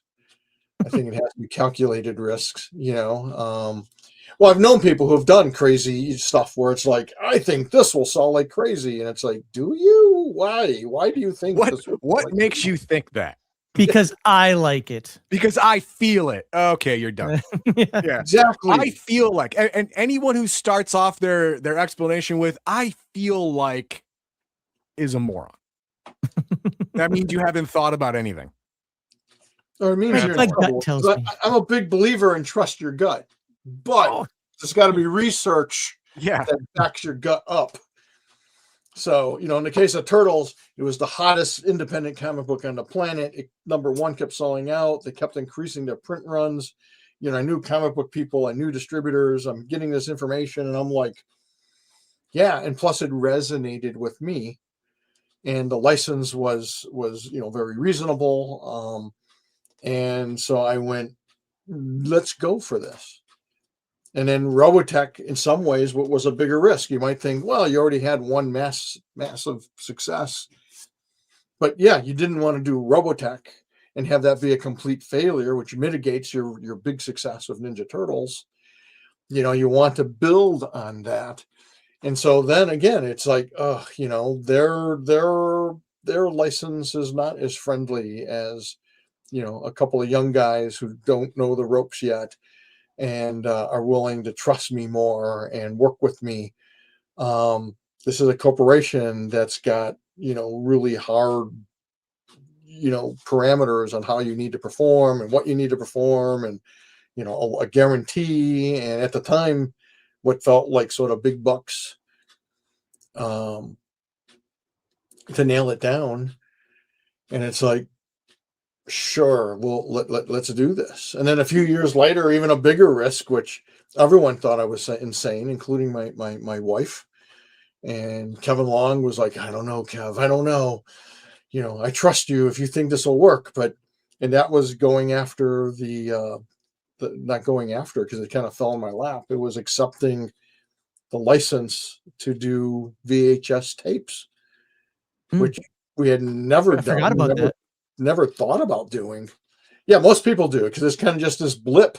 But at the time, anime was brand new. It was just hitting our market. You just had, classic stuff like Astro Boy and Kimba the White Lion and some other Captain Harlock. And doing anime was like this brand new thing. But again, I just happened to be there, and I recognize one of my gifts is often recognizing, what's hot in the market. And I just sat back and went, I think we can do this. And at this point, Palladium was making really great money. Rifts hadn't come out yet, but Rifts is coming, and because this is like 1989. And Live Entertainment calls me up and says, we don't feel we can do this because we really fumbled the initial release with Macross. And so we have 18 months left on our license. We will let you have it to do VHS tapes. But it's a short window, and we're only going to charge you what the license cost us, or whatever. Maybe it was the balance on their license. And I'm like, okay. And that was a shitload of money, especially for us back then. It was $50,000. Oof. And by today's standards, that's more like $250,000. And I don't know shit about VHS tapes. And I'm like, we'll do it. And everyone turned to me and went, are you nuts? Well, yeah. I mean, from the way you just described it, I mean, like, what, you just jumping off a cliff. Did you feel correctly about that? Again, I just sat back and went, if we lose the $50,000 plus say maybe another 20, 30 grand producing the first set of stuff, it would hurt, but it wouldn't put my company in jeopardy. It wouldn't put us under.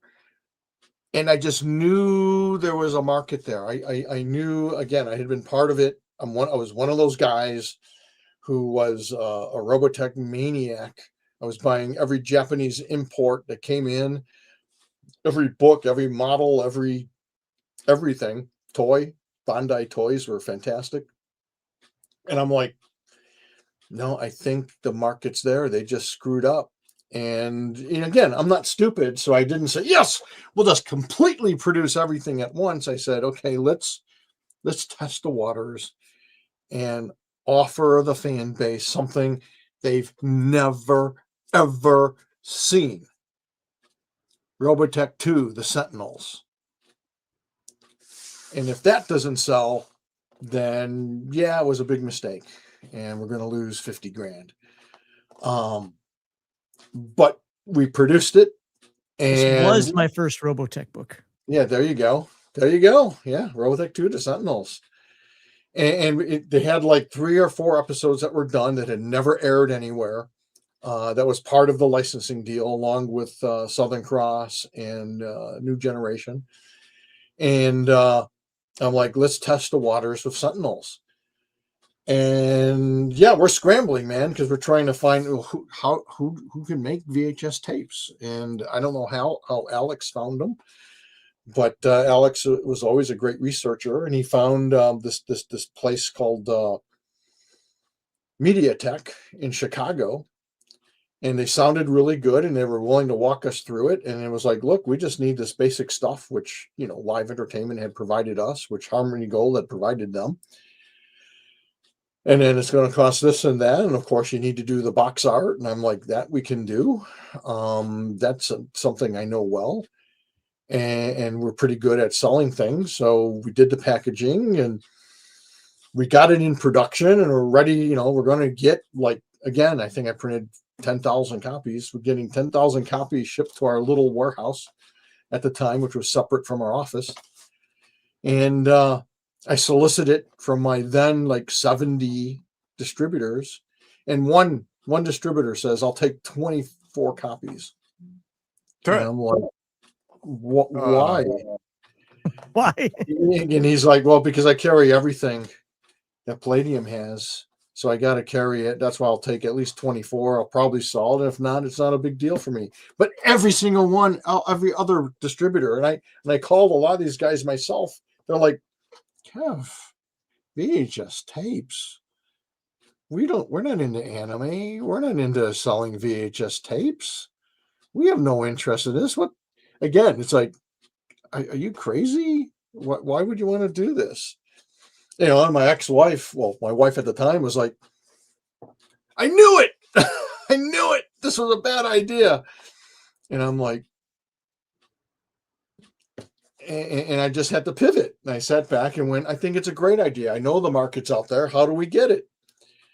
And I thought, well, let's do ads in Dragon Magazine, just like when we sell this stuff. And we did some Dragon Magazine ads. And I went from, okay, it'll be available in stores to exclusive only through mail order from Palladium Books. And the next thing we know, we got orders pouring in. And like within a month, I have all those other distributors calling me up going, Kevin, buddy, you do this to us? How you doing, man? How you feeling, man? How could you cut us out, buddy, old boy? And I'm like, wait a minute. I didn't cut you guys out. I called you guys and you said, I don't want this. We don't do videotapes. No, that doesn't sound like me, Kev. Come on. Exactly.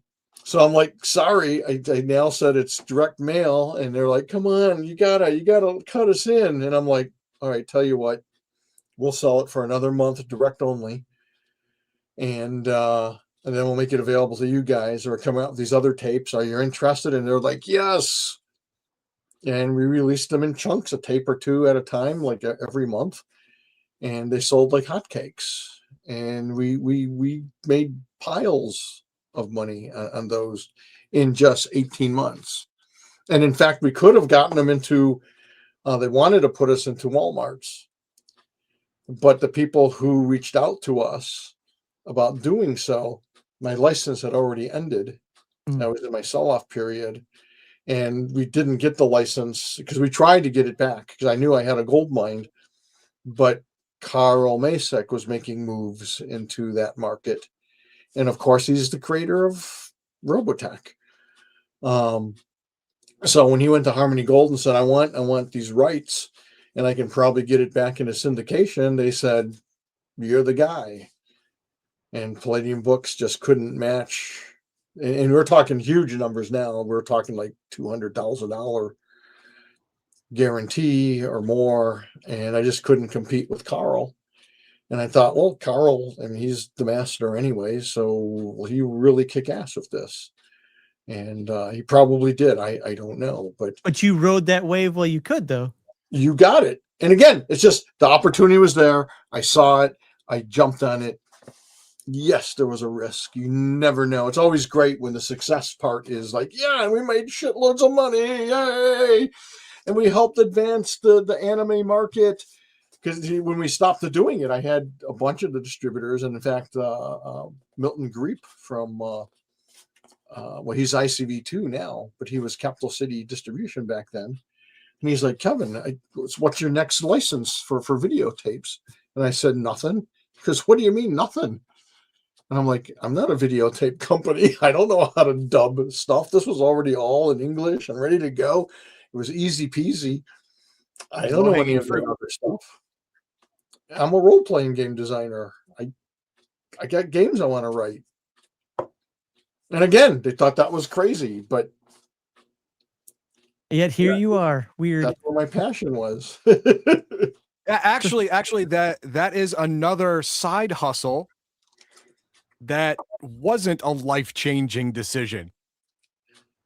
You know, the RPG thing when you were younger, the side hustle turned into your career. This side hustle turned into just that. It was, you know, hookers and blow money. That's all, that's all it was. Which is fine. Which is fine. Everyone likes that. So it's good. Like family and kids education money, but yeah. Tomato. Potato, whatever. So Sean, from we'll just say from one foot on the inside, one foot on the outside, and you don't get to say just do it like a Nike commercial here. What do you see as Kevin's single most important decision that we'll say influenced you? Oh, that influenced me. Well, even if not directly, just on like the accomplishment, something that he's done that's been like that inspires me, or I want to be like that, or ooh, I could do something better or different or whatever. Or change the way you looked at something. Well, a life changer, I think, would be Sean was ready to start his own game company. He pulled you from that. And I Took said, away your dream. Hey, buddy, I hate to throw a monkey wrench into your plans, but I'm looking for a business partner, someone to take over the company in another decade. And crazy fuck said, yeah. Yeah, couldn't sleep for 2 days. No, I think that was, I mean, Kevin's got it right. That was pretty crazy and had the largest impact on me.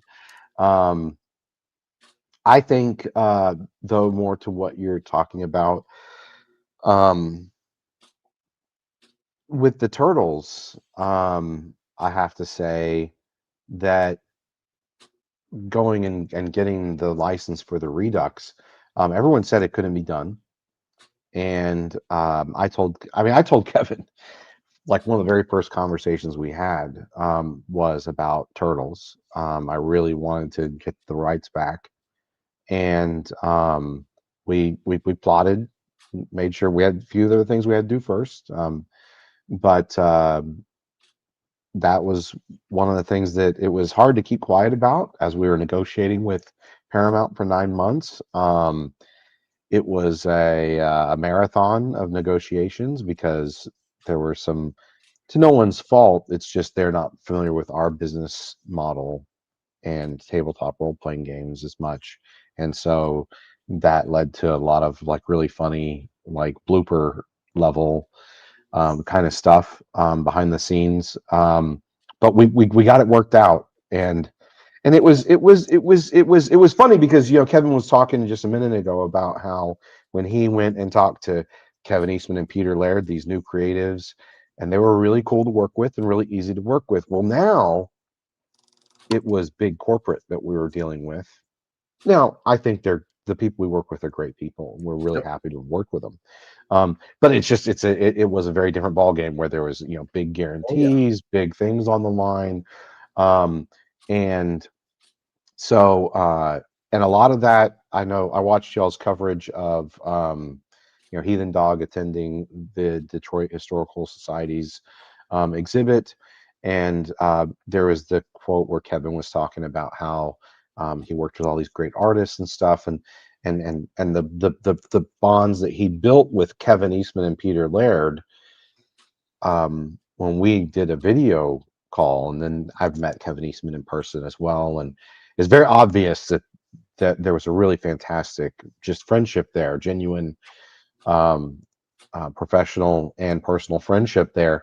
And that's, I'll just throw that out there too, by the way. Things like that had an outsized, Kevin wasn't a dick back in the day. A lot of people, a lot of very unprofessional people talk negatively about Kevin, but I've never heard pros that worked closely with Kevin ever talk negatively about him. So I think that's something worthwhile of note. And it was almost purely because of that. And we had a good pitch, but it wasn't. The Kickstarter ended up doing better than we had projected and expected, and so it wasn't like we were offering like super big bucks to Paramount, Nickelodeon. We couldn't, right? And Kevin though dove in wholeheartedly to make it happen. And then the other big thing is he really let me run with it. Well, but you too. And me too, yeah.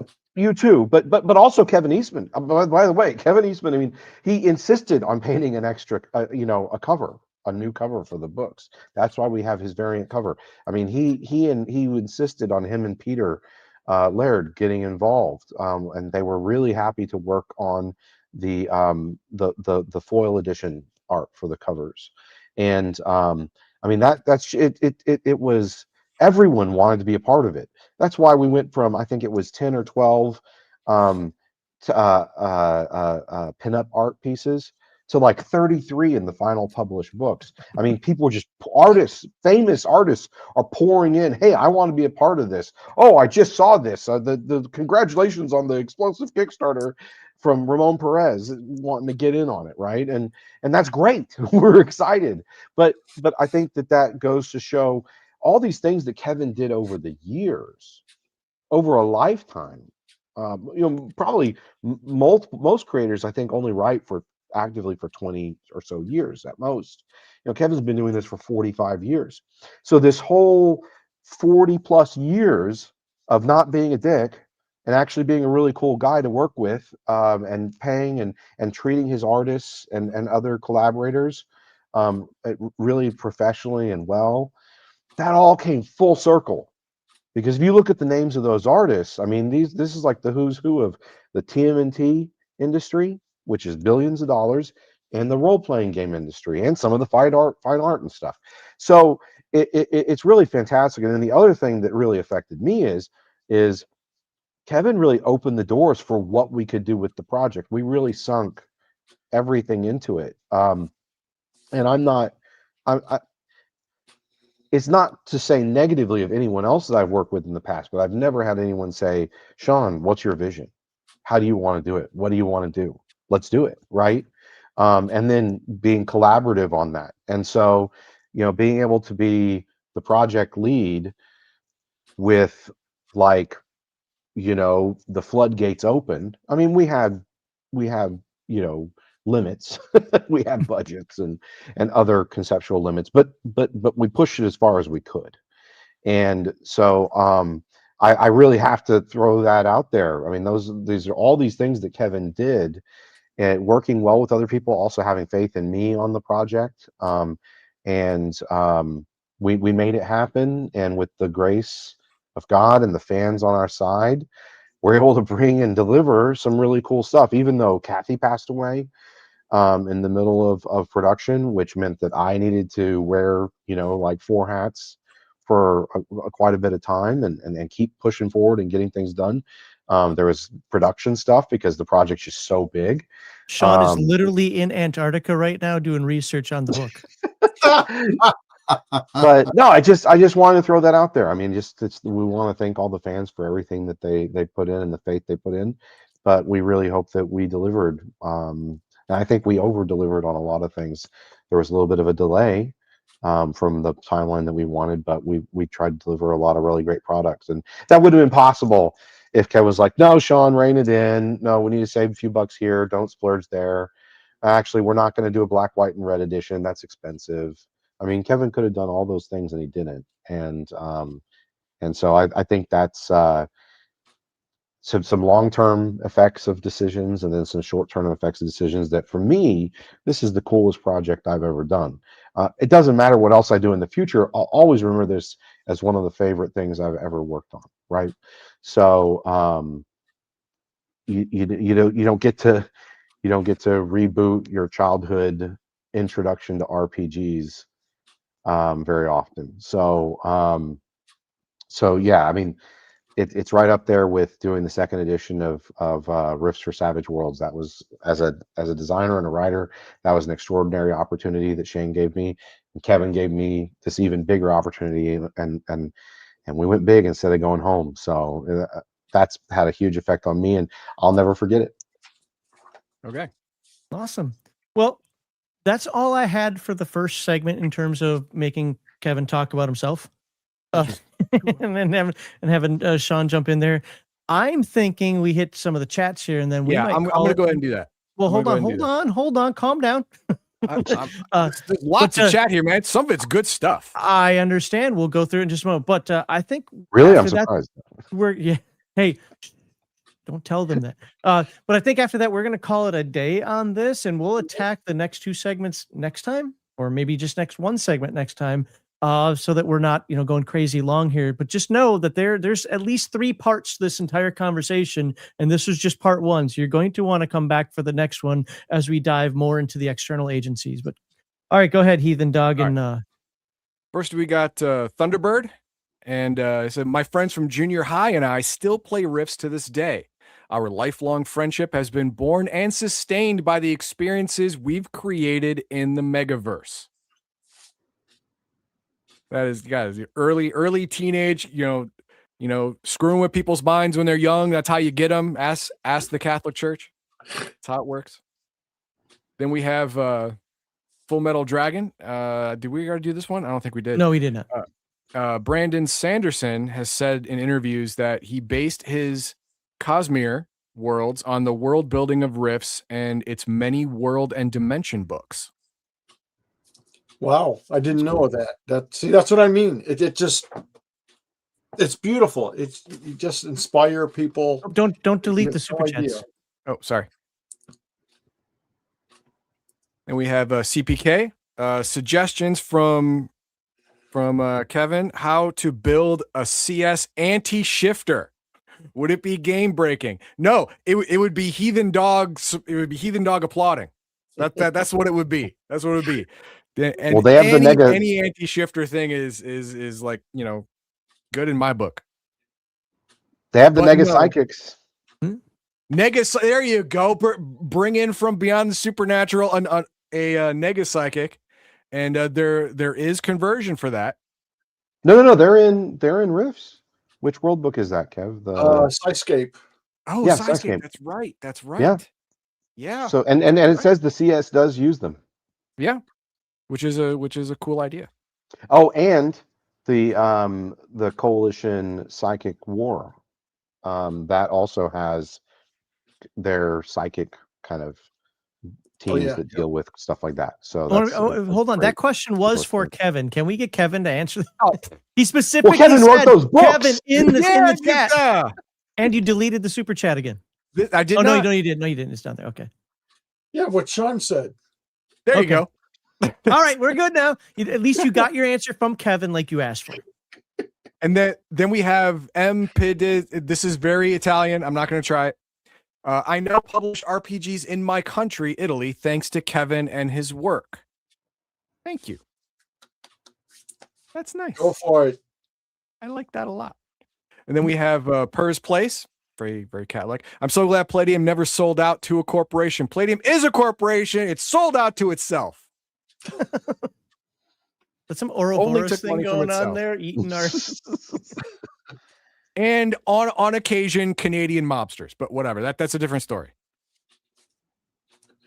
All right, we have Rift's Ultimate Edition has this one I starred because I agree. Has the worst rule ever. Low attributes. Not the descriptions, but the punishments. They're not found in any other games around Palladium Books. And I personally agree. I love the fact that low attributes in all Palladium games were to be role played, not to be feared. So, when we covered that, Heathen Dog, we agreed on one thing, that the idea was good, that they were just too punitive. Yeah, they got real bad. They got real bad. But yeah, Polyrobotics agrees. And but the cool thing is, I know what Kevin's going to say. He's going to say, "Well, then don't use them," which is exactly what I do. I don't use them. That's right. Absolutely. And then this one's to toot our horn. I'm so happy that Legion of Myth exists to connect me with you all. We are the facilitators of joy. I like that. I like that a lot. Thank you. Purr's Place comes back. That's another thing I love about Palladium. You folks really do your best to keep your prices at a level where young, poor gamers can buy them. I resemble that remark. Well, not the young. Yeah, anymore. That one is absolutely true. I remember when I was a kid and I was on allowances and paper routes, and I had to save up for months to get some books. I mean, I was young and didn't have a lot of discipline. I would just save up for like half the time. Like, no, I need something now, and get a bunch of comics. Right? That's what I would do instead. But Palladium Books, you know, when I started getting into them when I was in junior high and high school, you know, they were $15-$20 when everyone else was $25-$30. $15.95. There you go. See, that was it. You know, that's when I started getting into it. Yeah. So yeah, I mean, I could save up for a month, you know, from my allowance and paper outs and stuff like that, and buy a Palladium book. I'd have to save up for I had a real month and a half job. I or worked 2 for months to buy McDonald's. anything else. So yeah, I was really appreciative of that too when I was growing up. And that was a conscious decision because I grew up poor too, and I knew what it was like to want to have all these books that you just couldn't afford. And I always hated, like, okay, I got these 20 books I need. Which 2 can I afford to buy? It sucks. Yeah. So we always try to keep our price point reasonable. We still work really hard on that to keep price points and that is absolutely still true. You are right. That is no joke. Compared to other equal level games, your prices are 10 to 20% less most of the time or more. That's you know, other stuff without sacrificing the quality. You look at this right here, and compare this to, say, something that came out recently. I'll even use it, Titan Robotics. Sure, Titan Robotics might have a little bit cleaner layout if, you know, whatever you look for there, but the quality of the paper, the print, you know, whatever, I mean, it's Palladium. This one doesn't have appeal. I haven't used this one enough. There isn't appeal on this yet. Yeah, come on, man. But even the TMNT Redux, right? We I think we've got a very good price point for the full color hardcover experience that we brought to the table. Is it $55 for a soft cover? Well, it's hardcover only, so it's $60. Oh, it's hardcover. What is it for hardcover? 60. It's still $10 less than what a lot of people are doing right now. Yeah, look at a hardcover color book in any other company, and you're gonna go, holy crap. And the interior art is like the level of the cover art, yeah, right? It's the same color as ultra profession. Yeah, a lot of companies don't necessarily do that. No, they don't care about that. That's an afterthought to them. Yeah. But Nerdy Ogre comes out with right now some 13-year-old is going to watch this interview and ask, what the hell is a VHS tape? And yes, I put that in there because it was funny. And it made me laugh. Bitch, he's not wrong. He's not wrong. No, true story. But I write in cursive at work sometimes. They'll be like, what's that? Tell them it's like a small version of a reel-to-reel tape. Anyways. There you go. Yeah, that'll work. We got CPK again. Can Sean R and KS have NPCs in Antarctica? Like, are you gonna? Are you gonna do the thing that every teenage role player has done? Put yourself in the game. Right, self-insert. No. Probably not going to start with Antarctica, no. Then we have Walter, who has been a member now for 25 months, 2 years. Thank you very much, Walter. Super Green. If I don't use it, I lose it. That he just wanted to say that he's a member for 25 months, and you wanted to let everyone know. That's no slouch right there. It is not. It is not. Thank you very much. I still think Crafty has the longest. I think he's at pushing 5 years or something now. That is all we have for the chat that we starred up until the moment I started. I'll nuke those two, but keep the super chat. Okay. So there we go. I think that was a good first. Anything that you, Sean or Kevin, I'm going to start with Sean on this one. Anything that we left on the table in terms of Kevin's personal, accolades, impact, and whatever. Because we're gonna, like I said, we're gonna do the outside agencies and whatnot next time. That you want to get out there. Anything we missed that you think is important with regard to Kevin and his impact on the hobby? But not talking about, like, say, the Gamma game designer. Yeah, we're going to dive into those next time. But I mean, mentioning him, there's no issues with mentioning him. But we're going to dive. Yeah, I mean, it's just as a personal thing, I think we've covered most of it. Okay. Yeah. Perfect. Well, I think one thing that I actually, I'll throw this out there. I know that things are changing a lot nowadays, where people don't necessarily, they want to know the right way to do it. They don't want to be told you make decisions. But I think Kevin wrote a lot about this behind the scenes and very forwardly in other places. And he got a lot of people thinking about game design, just at the level of how are they going to play the game at their table with their friends and what experience do they want to have. And I think that he did that more than anything else any other game designer I've ever read personally. So I just think that's one more little thing that, on a personal note, for a lot of players, I think that that's maybe part of reason why Kevin has helped inspire so many game designers and publishers and artists and writers, is because he didn't just like provide a cool game. He got your noodle going about what rules you're going to use, what kind of stories you want to tell, more than I think most game designers did. Yeah, I agree. All right, Kevin, pat yourself on the back one more time. Anything that One last we time. missed here? But it's always kind of weird talking about yourself. Yes, I know. But so I appreciate your guys' input and Sean's, of course. It's nice, but one of the other things that I'm proud of and that brought me a lot of joy is just working with so many different people and giving a lot of people the first shot at writing and getting published via the Rifter or a source book, and then giving a lot of artists their first shot, like Freddie Williams and Ramon Perez and a bunch of others. And then for me, it's just been wonderful being able to work with some of the artists that I really admired and get to know them, like Kevin Eastman and Peter Laird and Jim Steranko and Richard Corbin and Steve Bissett and Stephen Hickman and a bunch, just like the whole list of people, and I'm like, wow. And I also want to say it's what brings me a ton of joy are our fans and how much they appreciate what I've done. So thank you. I do want to say that the museum exhibit runs through September 13th, so you've got months and months to come on down and check it out. It's worth seeing. So are a bunch of the other exhibits there, the comic book exhibit, and What he's saying is go every weekend. Yes. not necessarily every weekend, but come on down and definitely check it out. A lot of people have not. I'm shocked at how many people have never been to the historical museum or haven't been since they were a little kid. Yeah, school trip or whatever. Yeah. Yeah, exactly.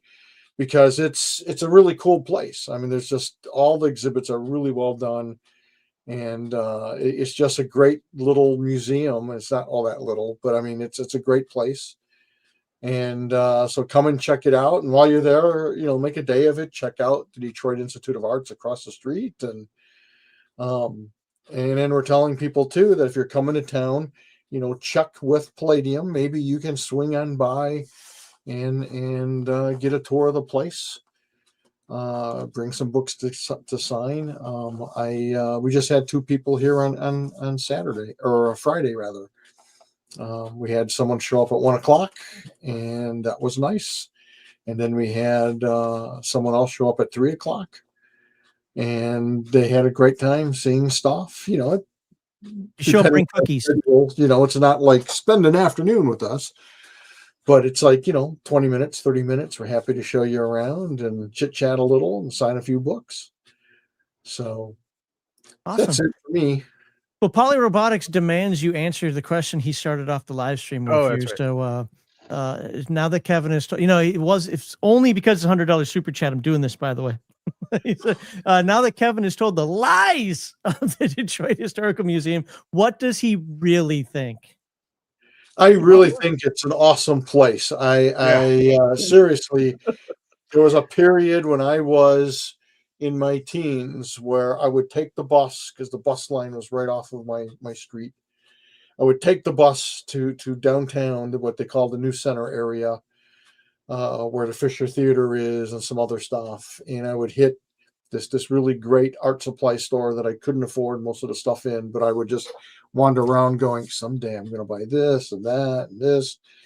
and then I'd get what they call a transfer. I assume they still have those, and for another nickel or 15 cents, and take the bus down to the little complex that is the Detroit Historical Museum, the DIA, and the main library.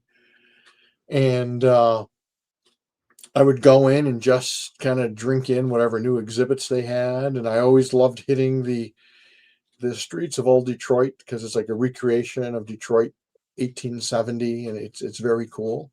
Yeah, and it's on the same level as your exhibit. Yeah, which is also very awesome to me. And then I took my son through it. Yeah. Yeah, it's very cool, right? Yeah. And I would do this every freaking weekend, probably for 3 or 4 years. It just, because I just got so much enjoyment out of it. And then when I met Alex, he would join me on these trucks, and then we'd walk down Woodward Avenue and hit all the different bookstores I used to have, mostly used bookstores, and buy comic books or secondhand novels and things. So yeah, it's got nothing but great memories for me. So it's doubly special for me that it's at the Detroit Historical Museum. It's unreal. I never, if you had ever said, "Hey Kev, do you think they'll ever do an exhibit on Palladium?" or you, I would say no, of course not. Why would they? And surprise. It's amazing. All right. What do you guys have coming up on the Palladium YouTube channel? Oh, that's JM was supposed to send me a list of what's I know you got coming. Something on Rift Dimensions, I think just popped. I'm unfortunately way behind on my viewing pleasure when it comes to that. But there's history. If you want even more on Kevin's history, more about the world books, the games, the going all the way back, something that we can't do in even 2 hours here, because they do them like what 20-minute to half-hour snippets. They got like 400 of them now. I found so far behind. Not quite that many, but there's a lot of great history, great getting into Kevin's noodle on that. I think you should check those out over on the Palladium channel. And what other so you were on? I know I don't know if you've done any recently, but you've been on Glitter Boys. You've also done RPG Pundit. Is there anybody else that you've been checking out? No, we've been busy just shipping books and fulfilling Kickstarter stuff. And like this past week, we had to put together all the stuff we're sending to Paramount and Eastman and Laird, which is a lot. Freddie Williams just got his stuff. He's one of the main artists in the book, did the 2 main covers, and he was freaking out with everything he got. So he was loving it, the books and the dice and the everything. And so yeah, I'm dying to get back into writing. But right now we've been prepping for the Gamma Trade Show, which is for retailers. That's the first week of March. And then it's back to writing, I hope. And then of course we're doing more videos. I mean, all those videos are on the Palladium YouTube channel. I appreciate the plug, Max. Mm-hmm. They're all timeless. And yes. They're all fun. So, check them out. And there's not 400. I think there's like 50, but it might be a little bit more than that. And, we try to do 1 or 2 a week. And they get posted, shortly thereafter. So, but yeah, come and check it out. And thank you for everyone enjoying our work so much. We really appreciate it. I'm never hyperbolic, by the way. All right. I guess with that, it's time to end the stream today. I cannot wait to come back and do this again with these gentlemen. Yeah, I've got nothing else. Dog, you got any words of wisdom for folks? Are we ready to end this? Well, let's see. You put the link in chat. I put the link in chat of the Kevin's presentation at the Historical Museum. We have my review of it, where we have pictures of the exhibits as well, and my interpretation of what Kevin said to what he actually meant. You're gonna love that. It's great. It's all about drugs, because it was the 80s. What the? So, to take a look at that. Am I lying about that? You have to watch to find out. I don't know. But also the the presentation in its entirety, all 48 minutes and 50 seconds of it. The reason he keeps saying that is because he literally has I brought a tripod. He was holding it the entire time with my hands. I didn't have a tripod. I have to give him props for that because I had to do the audio was horrible. That's not his fault. That was just the reflection of the room. But the video, he did an amazing job. Very, very little editing on that. I have to give him some serious props for that. So that's why he keeps bringing that up. Give him a little boo-hoo cry. And that was a workout, like holding like half a pound up is fine until you do it for an hour. Yeah. Then it's not fine. But yeah, I want to say, and check that out too. It was awesome. I was very surprised and excited to actually meet Heathen Dog in person. And he has a beautiful family, by the way, and which many of you may find hard to believe. Wait, hang on. All right. But it was a real treat. I did not expect that. And, it was funny because, and I'm surprised you hadn't brought this up, Heathen Dog. Heathen Dog had said to me before that he's got one of those faces that you don't recognize when you see him in person. Yeah, I don't look the same. I'm giving my spiel, and I don't know how long it is. I had run in. When I jumped in, they had literally said, "Go, go! People are waiting for you." I threw my coat down, and I start spieling, and there was no one saying "shut up." There was no sign that said, "Okay, stop now." And so I was just kind of going with the flow. And there's this guy in the first seat, and he's filming everything, and I see him, but it didn't. And part of it is, too, the lighting is not only is the sound awful, the lighting is awful, and these lights were just in my eyes. I couldn't really. That was an excellent excuse up until I got the microphone and started talking to you. But when you came up to me, it was funny afterward, when he walks up to me and I see him with like I'm used to seeing him like from the chest up, and there's his face facing mine. I'm like, Heathen Dog! What? I can't. It was awesome. Thank you for coming, and I'm sorry I didn't recognize you while you were sitting there and going through the ordeal of filming the whole thing. I'm the everyman hero. That's what it is. But, it was really great meeting you in person. I appreciate you coming down. Oh, it was fun. Dang it, now I have to do something about that. All right, well, we'll figure it out. Now with that, I'm going to end the stream now. Thank you, everybody, for being here. Absolutely, really do appreciate it. Please check out those videos. Please check out the Detroit Historical Museum. I will try to remember. They won't be there right away, but within the next few hours, I will try to get the links in the description better for folks out there. But next week, I'm back to talking about Stars Without Number, and I think Heathen Dog's due for a rifter. Yeah. I think you do for a rifter. We got to do at least one a month, and I think we're on that month mark now. So we'll get that knocked out. So still Palladium goodness for everybody. With that, I hope each and every one of you has a wonderful week.